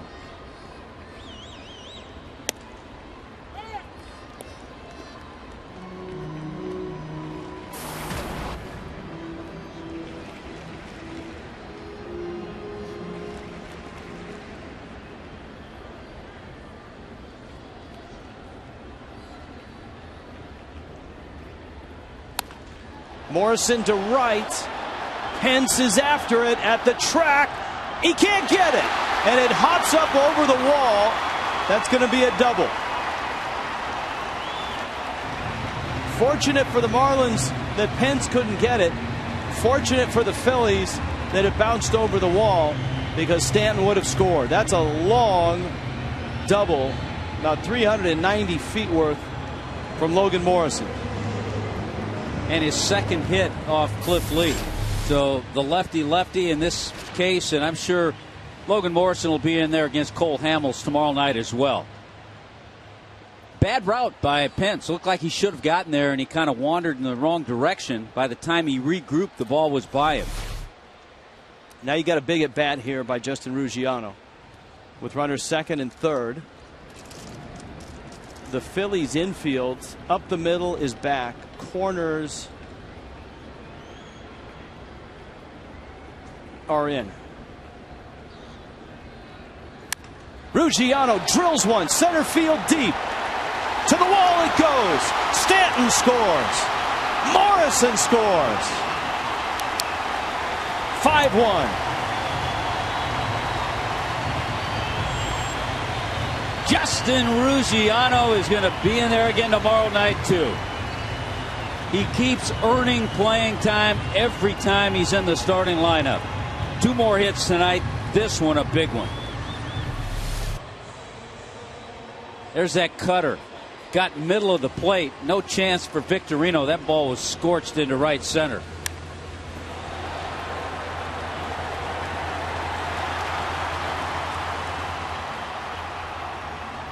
Now Infante.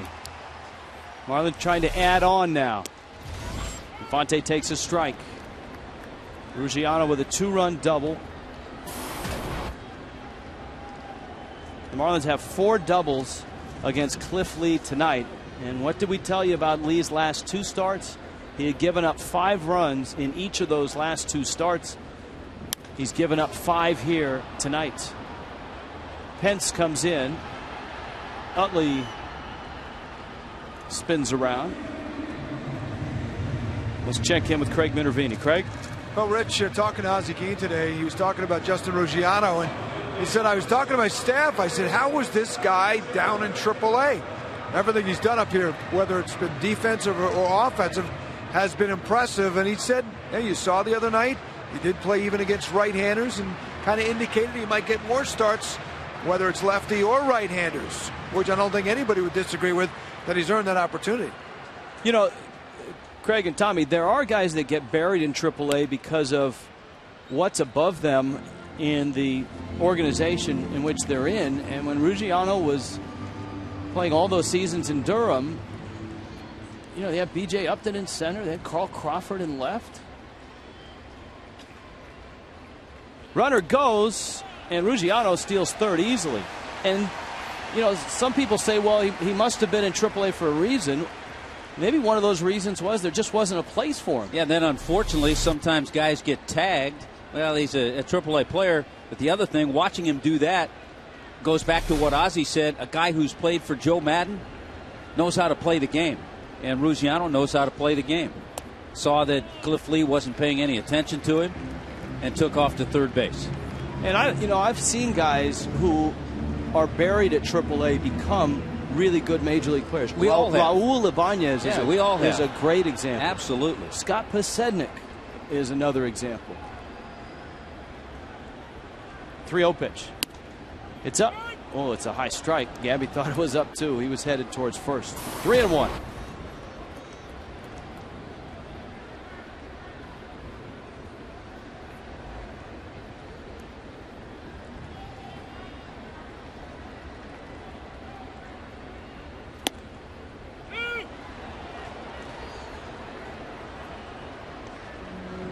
Well, that fourth pitch that I thought was high and Gabby thought was high.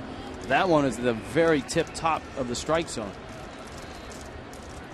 So the high strike is coming a little easier for Paul Nauert than the low strike for both starters.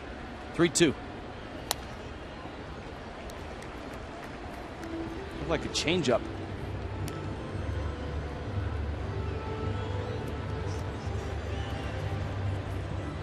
Two more runs here in the fifth. Single by Stanton, a double by Morrison, a 2-run double by Ruggiano.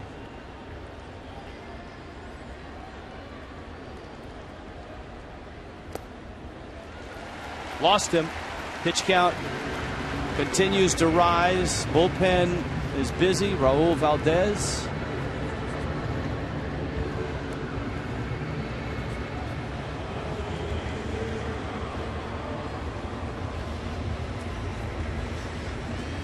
And here's Buck now.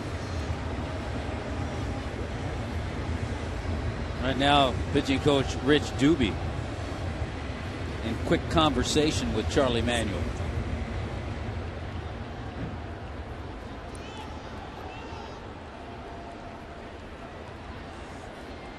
He was blunt with him. Buck down the right field line. And foul. You've got Josh Johnson on deck. Lee trying to get through this inning. Both starters' pitch counts have been astronomical in this one. Lee is at 94 pitches. Josh Johnson's at 93 pitches. I think Ozzie would like to see one more inning out of JJ. If he gets a short pitch inning, he might be able to squeeze 2. Might is the operative word there.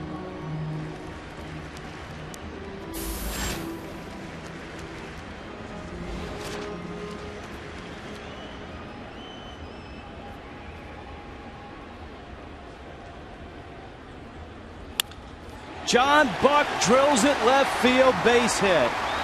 And it's good to see the Marlins catcher starting to find his groove. He's worked so long and so hard with Eduardo Perez. You heard him on the postgame show after Wednesday's ball game. Just talk about staying middle, being patient at the plate. Perez today said the biggest key for Buck is that patience. Getting himself in good hitters' counts, swinging at strikes, and staying middle. That was one thing he said that really stood out, getting himself in good hitters' counts.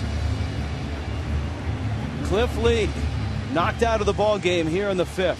6-1 Miami. And we're back after this.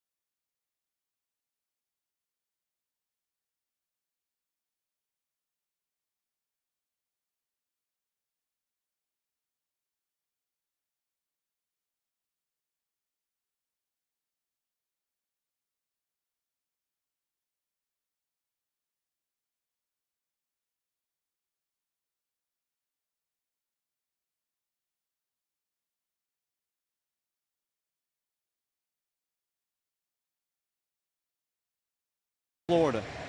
And the Marlins have a 6-1 lead over the Phillies with 2 outs in the bottom of the 5th. Raul Valdez out of the Phillies bullpen, which has not been a strength for the Phillies this year. The Phillies bullpen ERA a little over 4.5. I'll tell you why. Very easy. Number one, they don't have Roy Halladay right now, going 9 innings every 5 days. Cliff Lee hasn't been his normal self. They've had to use it a lot more. Over the last couple of years, they haven't had to use that bullpen a lot. Consequently, it turned out to be a pretty good bullpen. 0-1 pitch. Marlins bullpen has not been solid. Their ERA collectively 4.73. So both these teams have had issues in the first half, and both these ball clubs are hopeful that those issues will get resolved going into the second half. JJ holds up on a breaking ball. It's 1-2. With the 10 hits against Cliff Lee, the second most number of hits he's given up this year. He gave up 12 hits a couple of starts ago to Toronto. But 10, the second number high for him this year.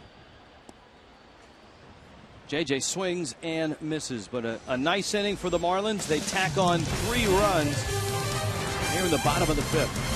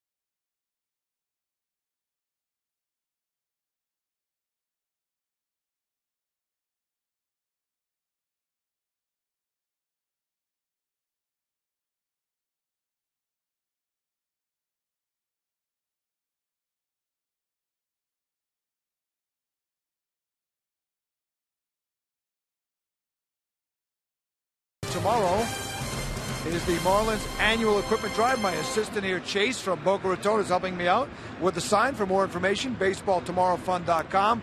This is a chance to bring your old gloves, new gloves if you want, baseball equipment, bags, equipment bags is also nice, even a bat as well. It all benefits the RBI program here. Anybody who does this and brings some equipment tomorrow, baseball related, will get either a Gabby Sanchez or Emilio Bonifacio autographed baseball card. Again, it's in the West Plaza when you come in. That's the area behind home plate tomorrow. The Baseball Tomorrow Fun. Chase, you did a great job. Thanks. Thank you. All right. Bring your equipment tomorrow, guys. It benefits the RBI program. It's a great program for sure. That is tomorrow, 4:10 start, Marlins and Phillies. This is an interesting inning for Josh Johnson. He's in the teeth of the order, Utley, Ruiz, and Pence. And he's at 93 pitches. Looking at the pitch count for JJ this year, he threw 95 in his 7 innings last time out against Toronto. His season high is 116. That was against the Red Sox here.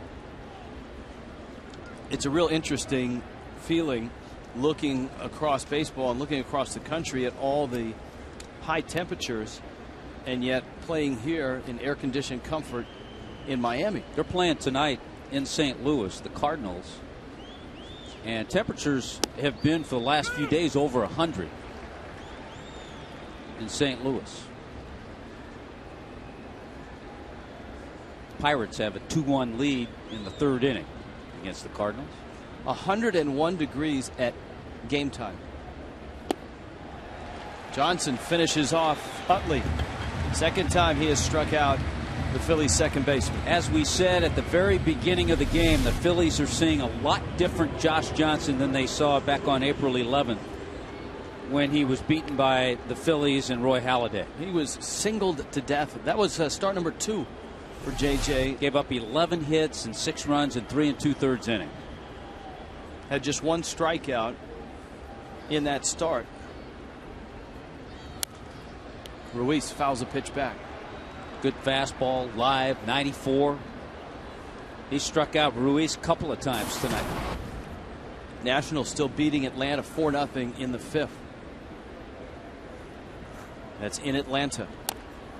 What do you think the game time temperature in Atlanta was? It's been over 100 there, too. 101 degrees wow. in Atlanta. All right, Oakland and Texas. What's your game time temperature there? Game time temp there.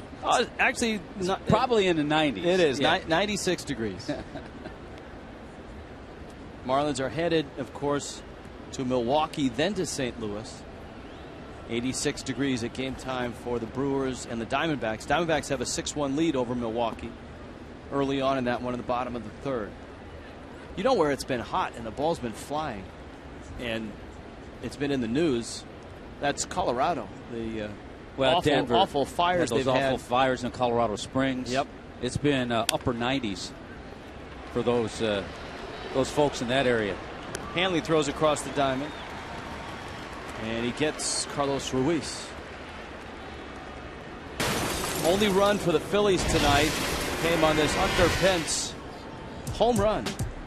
Slider stayed flat. It didn't have that good bite. Most of the sliders JJ's thrown tonight have really had a nice bite to it. Pence got it. His 15th home run of the year.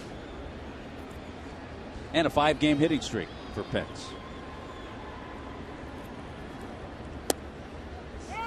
Breaking ball for a strike.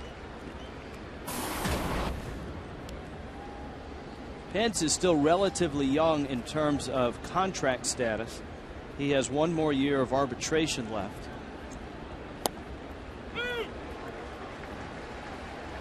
The Phillies have already committed major money for Cliff Lee, Roy Halladay. It doesn't seem like Cole Hamels and the Phillies are headed towards an agreement. No, you just get that feeling. I know when we were in Philadelphia, the people we talked to most felt that the Phillies would probably not be able to retain Hamels.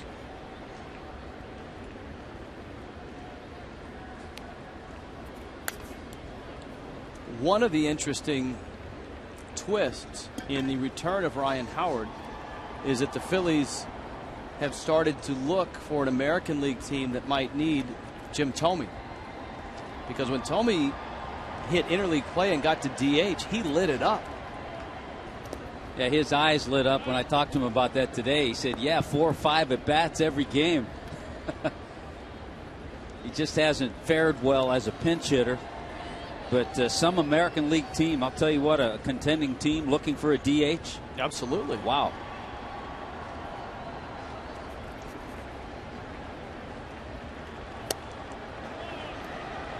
Fastball misses in. Counts full. Johnson at 107 pitches.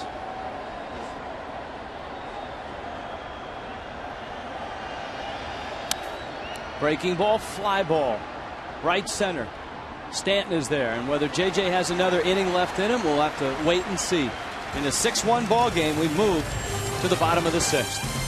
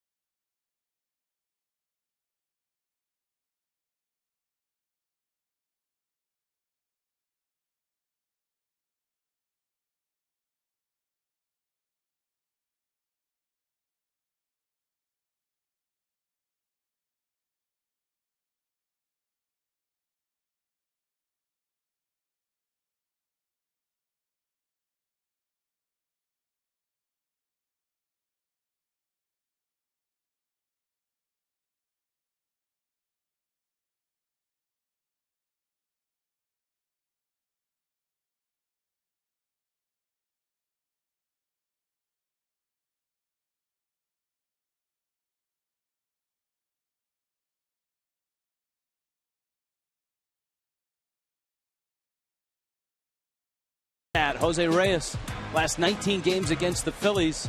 Reyes 386. The Marlins counting on Reyes. You can count on Just for Men Auto Stop for foolproof results. Reyes standing in with a count 1-0. Raul Valdez still in there for the Phillies. And Reyes goes down and gets that one, drives it to left center. Victorino is there and makes the catch. Boy, this center field is suited for, I guess maybe you should say Victorino is suited for this center field. Yeah, and you can see every so often, I mean, we talk about, and I really do feel the ball's carrying better here, but there are parts of the ballpark that are deeper than a lot of other parts. And right there is one of them. But a lot of space and a lot of time for Victorino to get to some balls that have a little bit of hang time. Hanley Ramirez has doubled, popped out, flied out.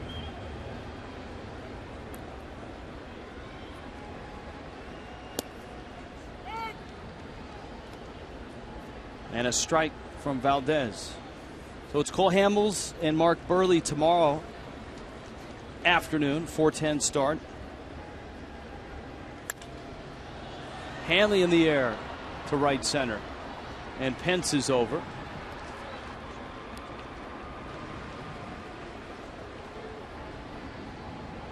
And there are 2 outs here in the 6th. Giancarlo Stanton coming up. Our Coors Light cold hard fact. 5th Marlin to hit in the home run derby. Miggy, Hanley, Ugla, and Gary Sheffield, the first to do it in '96. Trying to think back as to who fared the best. I don't think Hanley fared too well. Uggla did not. Uggla did not. No. It's hard. I mean, Yeah, you talk to guys it that really is. Because you're in a really odd environment. Number one, it's not a game situation. And so you're used to batting practice with the cage around you. You don't have the cage, which is an odd feeling. We saw Mujica down in the bullpen. Stanton, time called as Valdez was coming to the plate.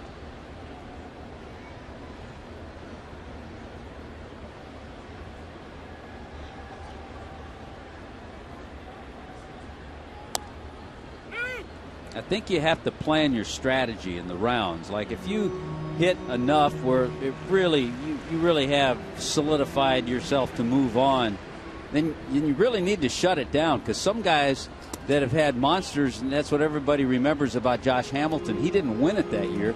He had that great second round, but I think he wore himself out. You got to pace yourself. You got to pace yourself.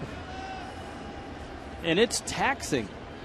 Players talk about how taxing it is to the guys that advance in the rounds to just get back up there and keep pumping balls out. Because you don't take that many swings on a normal day of batting practice. And you don't try to hit the ball out during batting practice. Maybe the last round is the home run round. Stanton dribbles it out towards Rollins, who throws him out. Quick inning for Valdez. 6-1 Miami.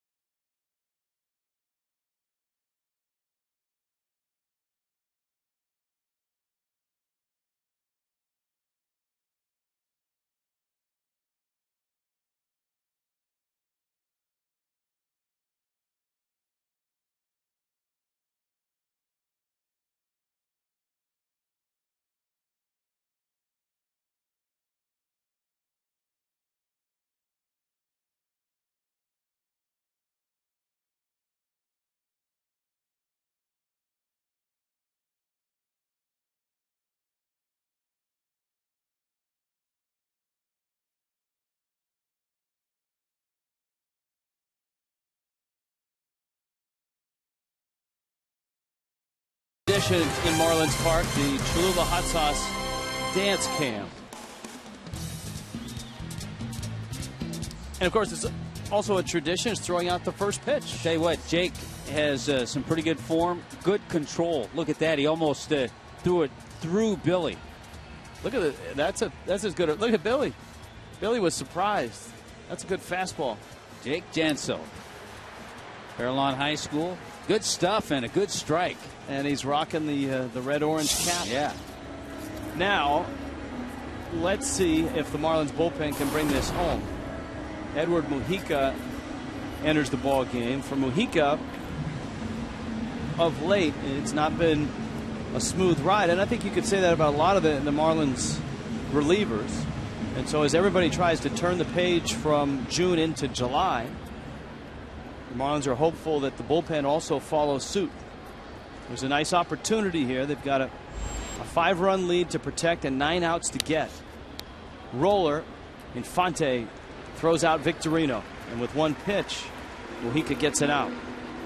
Josh Johnson's night lasts 6 innings, 4 hits, 1 run, 2 walks, and 6 strikeouts. And yet again, we see the Josh Johnson that led the National League in ERA in 2010, was leading the National League in ERA after 9 starts last year when the Marlins had to shut him down. Well, you're seeing the JJ of '09 when he won 15 games.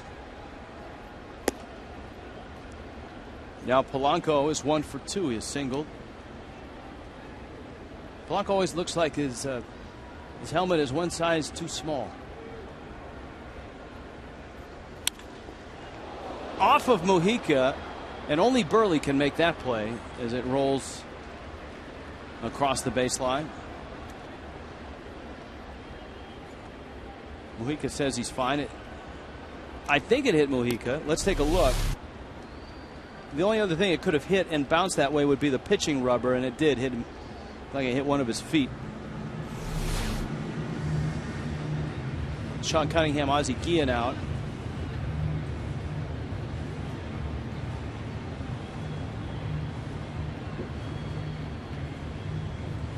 This is one of those you hope you can walk it off.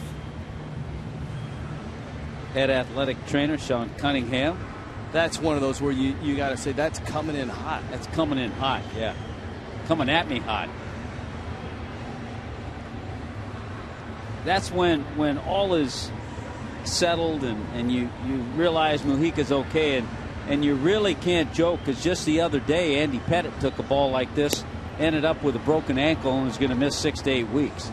So you never know where that ball has hit the pitcher, if it got him on the foot or up near the bone in the ankle.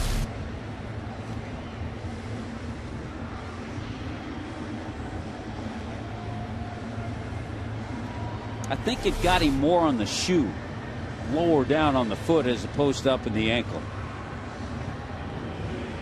But when you find out he's okay, that's when you see him in the dugout and you go, hey, you got to charge that ball. Well, Mujica is the biggest jokester on the Marlins ball club, so certainly someone's going to bring that up to him.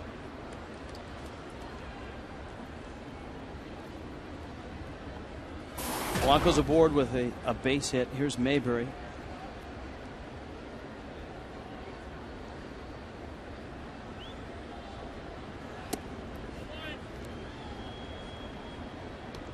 Cardinals have arisen and have a 5-2 lead over the Pirates.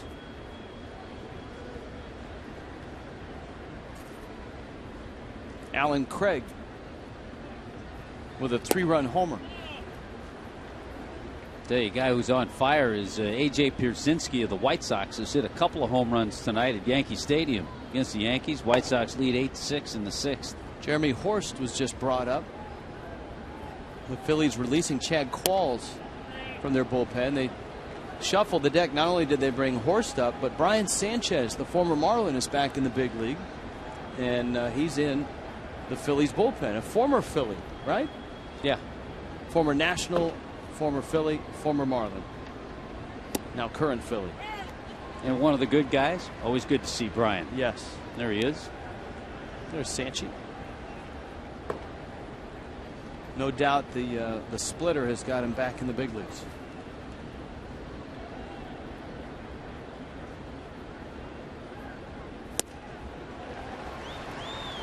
Mujica gets a swing and miss from Mayberry.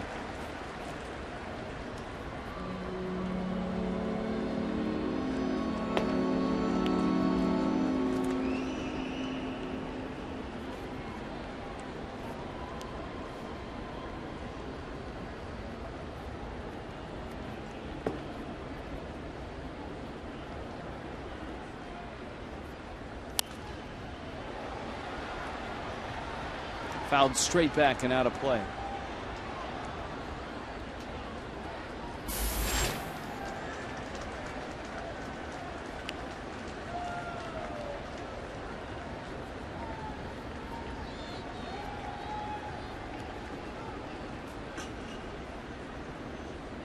Mujica 3-2 coming to John Mayberry Jr.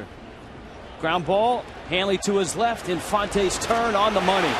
And the Marlins turn another double play. Their second of the night and a quick inning for Mujica.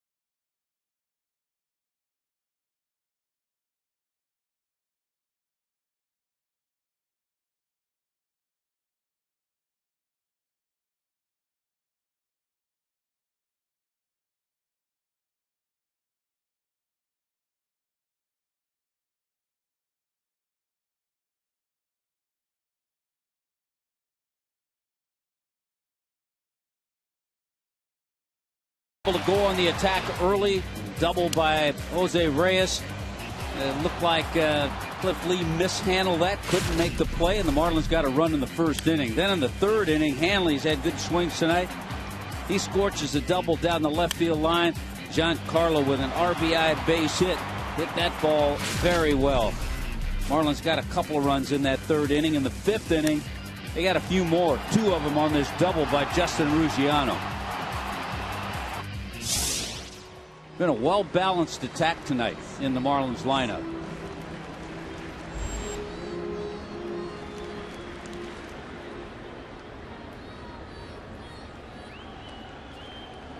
Logan Morrison, Ruggiano. Morrison went around, and then Infante. Here in the bottom of the 7th inning, Miami a 6-1 lead, looking for a win to open a series. The Marlins took 2 of 3 from the Phillies to open up the month of June, and that was after a record-setting May. And the Marlins came out of that Phillies series tied for first place with the Nationals. And almost a month has passed, and the Marlins are in a very different spot. That one fouled back. However, there's a couple ways you can look at it. Obviously, dropping 8.5 games over that period of time. They're 8.5 behind the Nationals. The second wild card team right now in the National League would be Atlanta and or Pittsburgh. Morrison not real pleased. Fires off one last salvo. J.M. Lexus game reset. 6-1. Miami on top. Lead 4 2/3 innings. Marlins chased him in the 5th. Marlins 3 through 6 hitters have been good. Ruggiano. Oh, right now.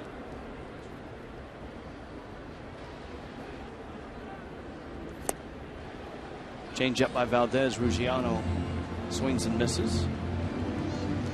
There's the Fox tracks, and that's why Logan Morrison. Number 5 wasn't even close. That's why he's so upset. That's why he fired off that last salvo. We can call that a salvo. Actually, we probably should apologize for that salvo. Yeah, we should.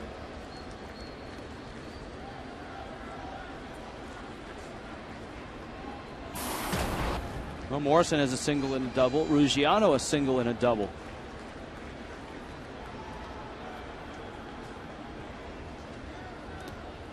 How about this number for Justin Ruggiano?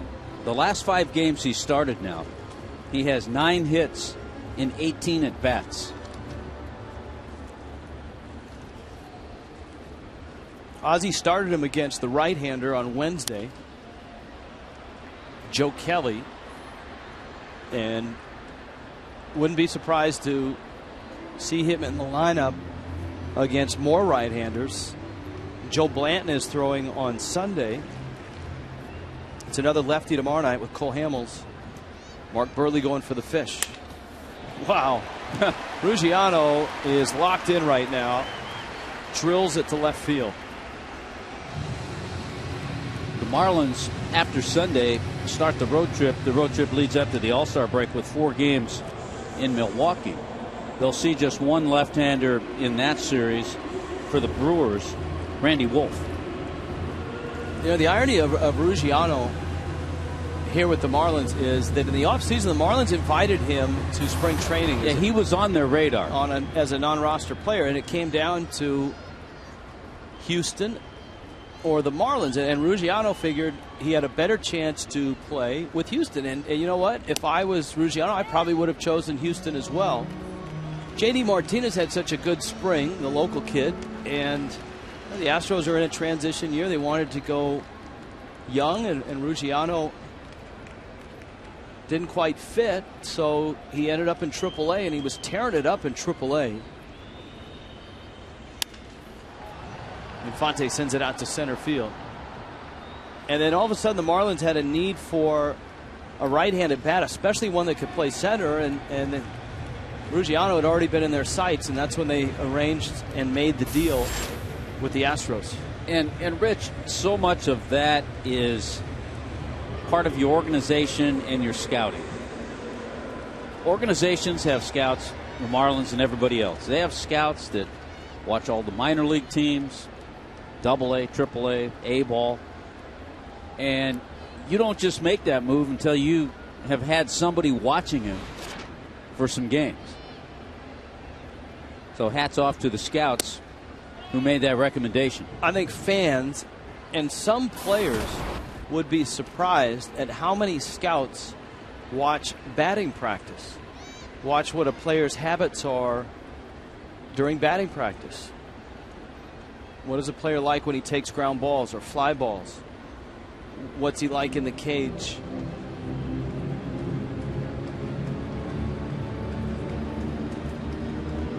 Does he interact with other players? That's is part of it. Is he kind of off by himself? Things like that. Is he wearing a Tommy Bahama shirt like you? If that's the case, then he's not a player. During batting practice, I like to do that. And then I interact. Yeah, because that would be bad if the scout noticed you in a Tommy Bahama shirt not interacting. He's over there by himself. Again. Popped up. And out of play. I know you and I always enjoy interacting with Charlie Manuel. Yeah, Charlie Manuel is one of the good people in the game, and a guy that has so many stories to tell. There is a lot of wisdom in the, what some would say are simple things that Charlie Manuel has to say. And that really, he really cuts through it. There's not a whole lot of BS with Charlie.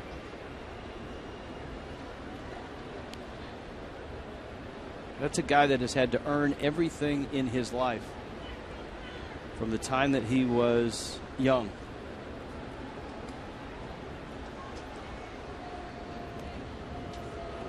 It's a guy that was going to go play college basketball until his father took his life and left a note asking Charlie to take care of the family. And Manuel was only 16, 17 years old. And so Manuel signed to play baseball because they offered him money. He couldn't make any money playing college basketball. What a responsibility for a 16, 17-year-old. Manuel got to the big leagues, never quite stuck. He was always known as a good hitter, and then found his fortune and his swing playing in Japan.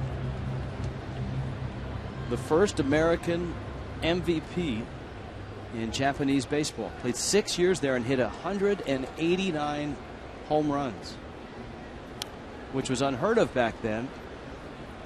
And he was known as the Red Devil because he had a... Believe it or not. He had... I don't know, he may have had some red hair, but he had a real angry streak, which has calmed over the years. High school star growing up in Roanoke, Virginia. He was born in West Virginia. Bouncer up the middle.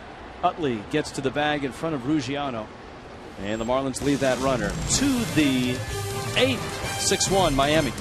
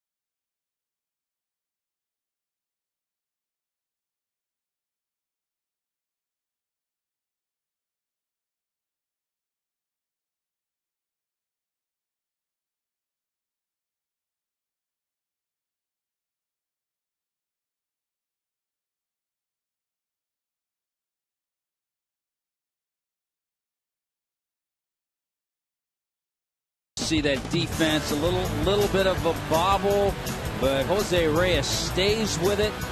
The gun to first and the pick by Gabby Sanchez.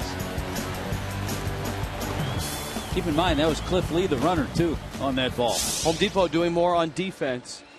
Justin Ruggiano slides from center over to left with Logan Morrison out of the ball game. Scott Cousins comes in, and I'm assuming that he's in the 9 spot, but we've learned not to assume anything after that Cardinal series. Yeah, you know, it could be, but sometimes managers do this. You know you're going to use a hitter in that spot because you're going to bring in another relief pitcher. Dunn's not going to go 2 innings.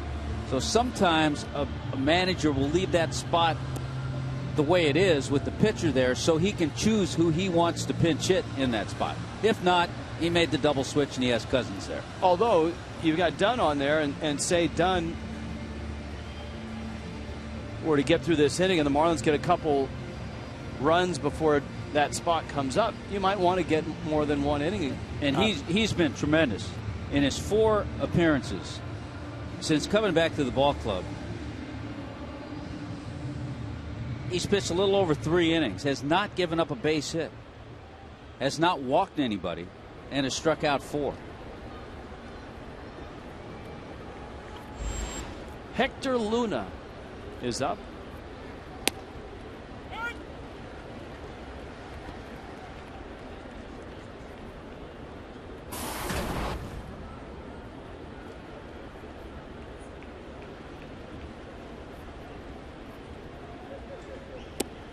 Breaking ball from Dunn is up. All right, Tommy, see the Marlins lineup up there on the right?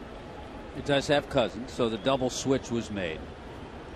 But that's not official. No, it's not. We learned that, We too. learned that the other night.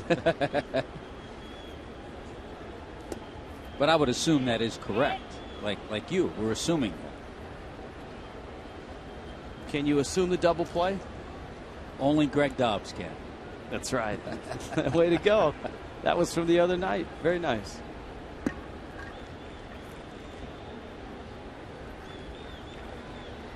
This is the 9 spot in the Phillies order. Rollins and Pierre to follow. I heard another good one from the world's most interesting man, Greg Dobbs. People are coming out with him all the time now. That he once ran a marathon because it was on the way.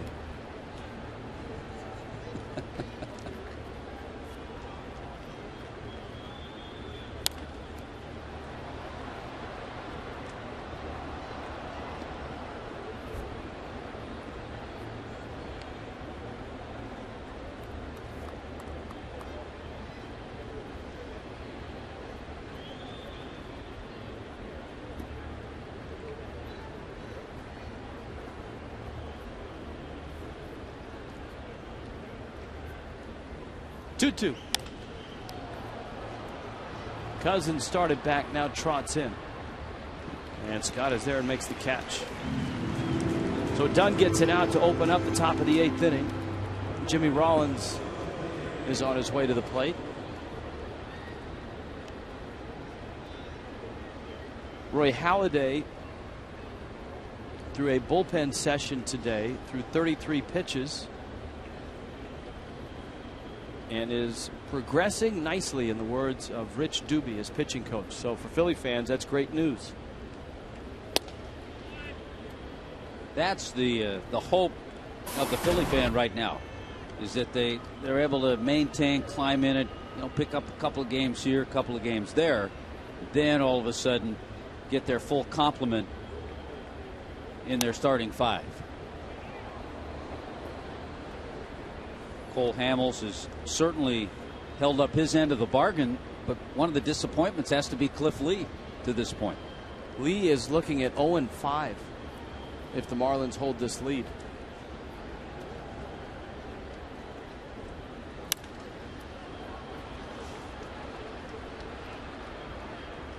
Cousins in and there and makes the catch. You saw that shot of Halladay and Jim Thome, and we were talking about the fact that the Phillies have started to explore American League options for Thome. The one thing is he's got to find a ball club that doesn't have a full-time DH right now. So he's not going to end, unless there's an injury, he's not going to end up in Boston. The Yankees kind of flip-flop Ibanez and Andrew Jones. I can't picture Tommy as a Yankee.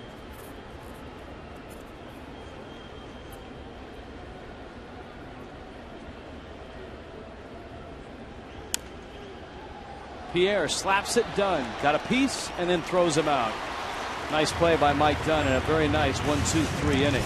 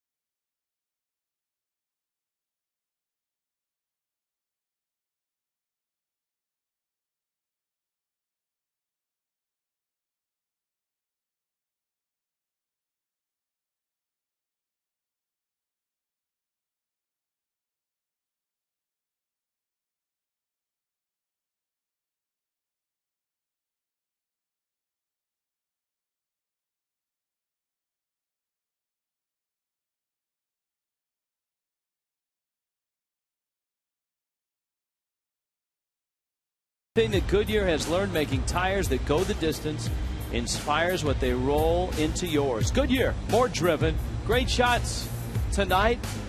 Downtown Miami when it was lights, and now high above Marlins Park as night certainly has fallen here in South Florida. Our Honda game recap. Terrific start for Josh Johnson. Phillies made him work, pushed him over 100 pitches through his 6 innings, but he gave up just 1 run, struck out 6. His ERA has dipped below 4, and he continues a real nice run since May 9th. Justin Ruggiano, another big night, 3 for 4, a 2-run double. The Marlins got early runs against Cliff Lee and chased him in the 5th inning.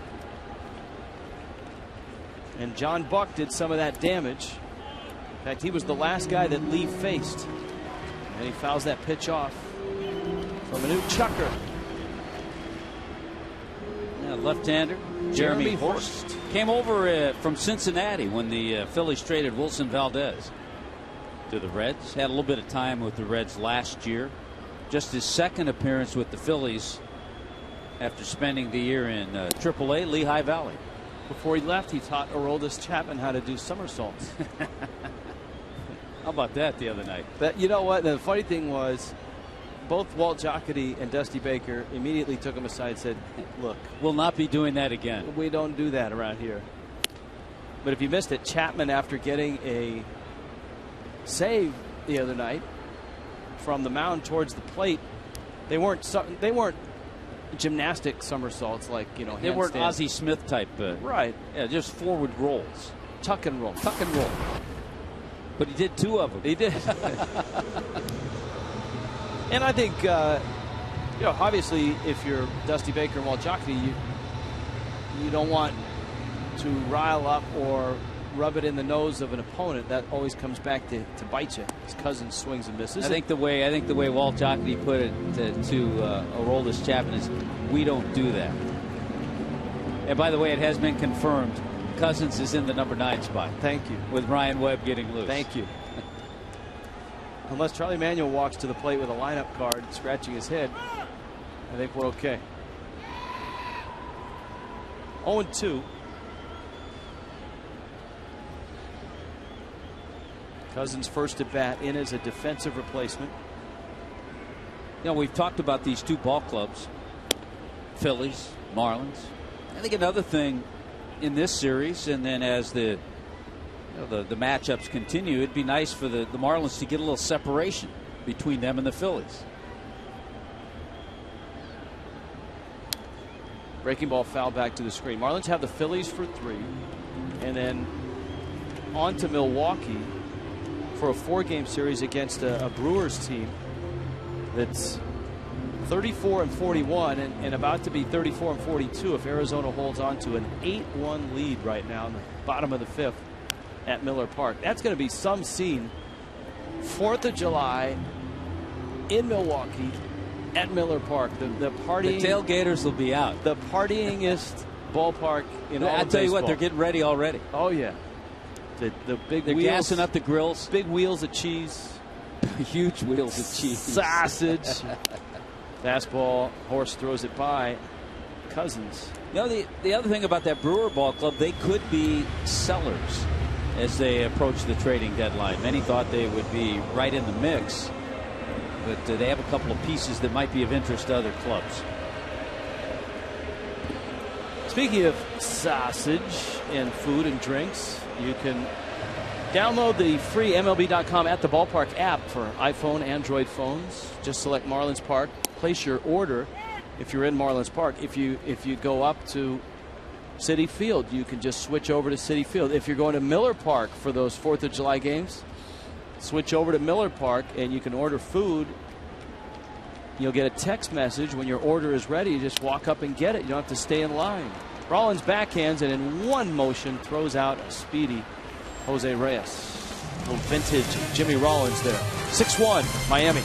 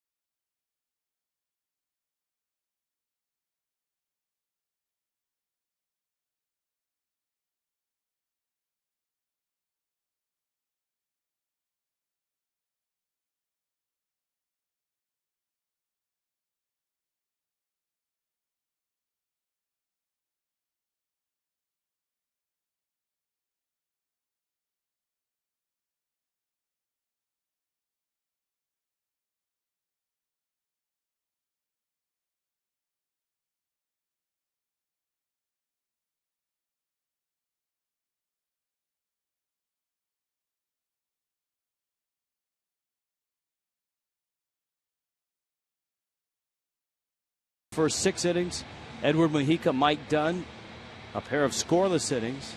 And in the 9th, the Marlins turn it over to Ryan Webb. Webb comes on. He'll face Chase Utley, Carlos Ruiz, and Hunter Pence. Marlins off to a good start here. If they can win this ball game, winning the first game of a series, feel a little foreign to the ball club. As we talked about at the outset tonight, the last series the Marlins won was in Philadelphia against the Phillies. It'd be nice to see Ryan Webb put together a nice inning. Really, you look over his last 5 outings, the only one that stands out where he got knocked around was against the Blue Jays. He gave up 4 hits and 6 runs in 2 innings. But other than that, he's been extremely solid and getting better. His fastball shown some good movement. I think he's improved and picked up his pace a little bit as well. And wouldn't it be nice to all of a sudden to see Dunn, Mujica, Webb, Cishek all of a sudden put it together, getting ready to set it up for Heath Bell. That was one of the strengths for the Marlins in April and May. The bullpen was very, very good, especially those guys that you just mentioned. Chase Utley, Carlos Ruiz, and then Pence. Now, Charlie Manuel has said that as Utley eases back into the big leagues, for every 2 games he plays, expect him to get a game off. And so you might not see him tomorrow night against Mark Burley. You might see him against Ricky Nolasco on Sunday. That's a good point, because if he's going to give him one of those days. And if memory serves, his numbers against Nolasco aren't that bad.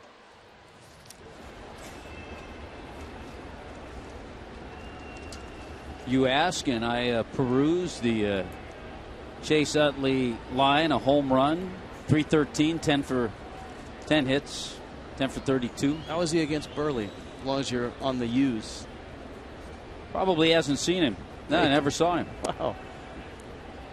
Webb misses down low. And it's 2-0.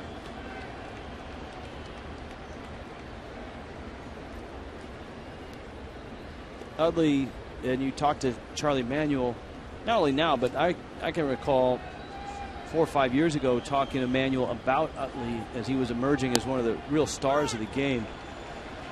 And all Manuel could talk about was the work ethic and how hard he works and what a leader he was because of that. The younger players and teammates saw that and kind of followed right along. Hanley spins on a knee, throws, safe. Not sure if Utley beat it or if Gabby Sanchez was off the bag. I think Gabby may have had to go off the bag to try to grab it. Hanley made a terrific play to pick this ball. This ball takes a tricky hop right there and down to his knee. Couldn't get enough on it, and as he tried to really overthrow it, it looked like he may have pulled Gabby off the bag, and I think Utley beat it out anyway. Should be a base hit. So a hit for Utley. Here's Ruiz. Marlins have kept this part of the order in check, Utley and Ruiz. Pence on deck has a solo homer, the only run for the Phillies. And Ruiz is the key guy because it seems like Ruiz is always coming up with big hits against the Fish. You see his season numbers.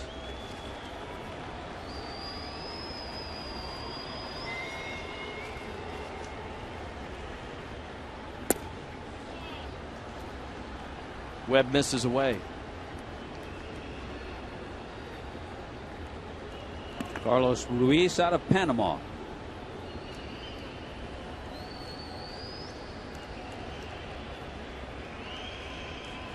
Panama is hosting. Utley's running on the pitch and a roller up the middle. Reyes fires to first in time. Panama is hosting one of the World Baseball Classic qualifiers this fall. The World Baseball Classic is slated for 2013. Marlins Park has a chance to host some significant. It's the ideal location. It is. And so I mean, it's a great spot for the Caribbean teams, Dominican, Venezuela, to get here. Puerto Rico, which is going to be managed by Edwin Rodriguez. And it's indoors. You're guaranteed of games. Yeah, so mid-March. So we've just sold it. Mid-March, look for some World Baseball Classic games, and a good likelihood that they would be here at Marlins Park. But Panama is hosting a qualifier. A lot of countries trying to get into the World Baseball Classic. Israel has a team, and Israel will be in the qualifiers at Roger Dean Stadium up in Jupiter. I think I read Sean Green is going to help coach that team. Brad Ausmus is the manager of that team. Mm-hmm. That qualifier, I think, is in November. I think the last couple of times we've had World Baseball Classic. The last time for sure, Mike Piazza has helped out with the Italian team as their hitting coach.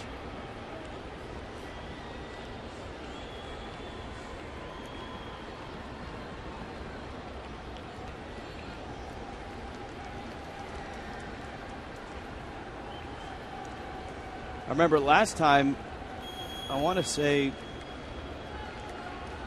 Ruiz had to be convinced to play on the team. It was a big honor. The president of Panama personally asked him to play on the team. Utley's around third. He's going to score. Marlins will give that run up as Hunter Pence has his second RBI. And here comes Victorino. The one Panamanian they couldn't convince to play last time was Mariano Rivera. And I don't know with the injury if he'll be up for it in 2013. How about El Caballo? He's from Panama, isn't he? El Caballo played. Yeah.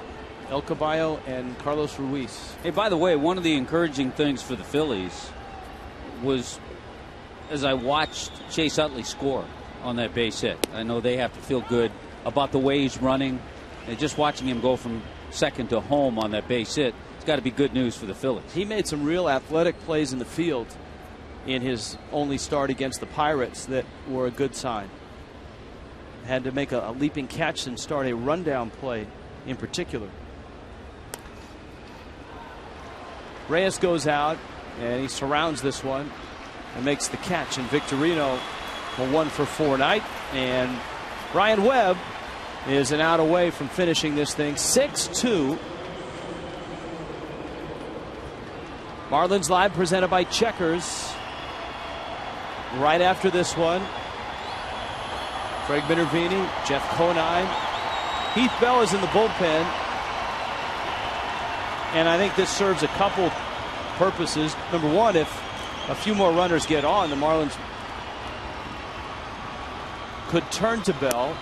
Runner's going to take second. There's no stolen base there. They weren't holding him on. But number two, with an off day yesterday, a chance to get some work and just to stay sharp. He did pitch on Wednesday.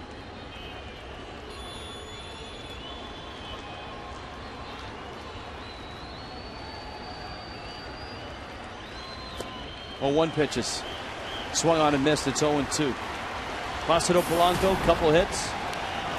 Crowd here of 28,246. There's Philly fans here for sure, but Marlin fans right now on their feet. Marlins fans have had the upper hand most of the evening.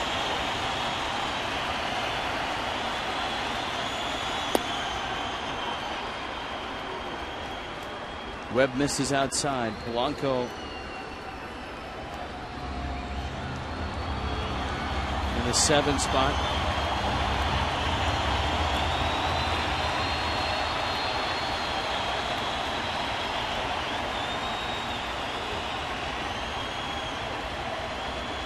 Webb checks Pence.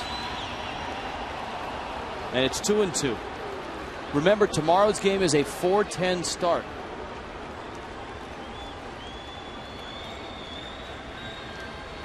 Marlins Live will hit air at 3:30. And a Sunday 1 o'clock start to finish off the series. 2-2. Breaking ball pulled. Hanley has it. Fires across in time. Marlins win it. They open the series with a 6-2 win. You saw the note. The last time the Marlins had won consecutive games was against the Phillies. They won Wednesday, beating St. Louis 5-3, and they win tonight. Justin Ruggiano with a big night tonight. Ruggiano, 3 more hits, drove in 2. Logan Morrison, Giancarlo Stanton, Omar Infante, and John Buck driving in runs as well. 6-2 Marlins.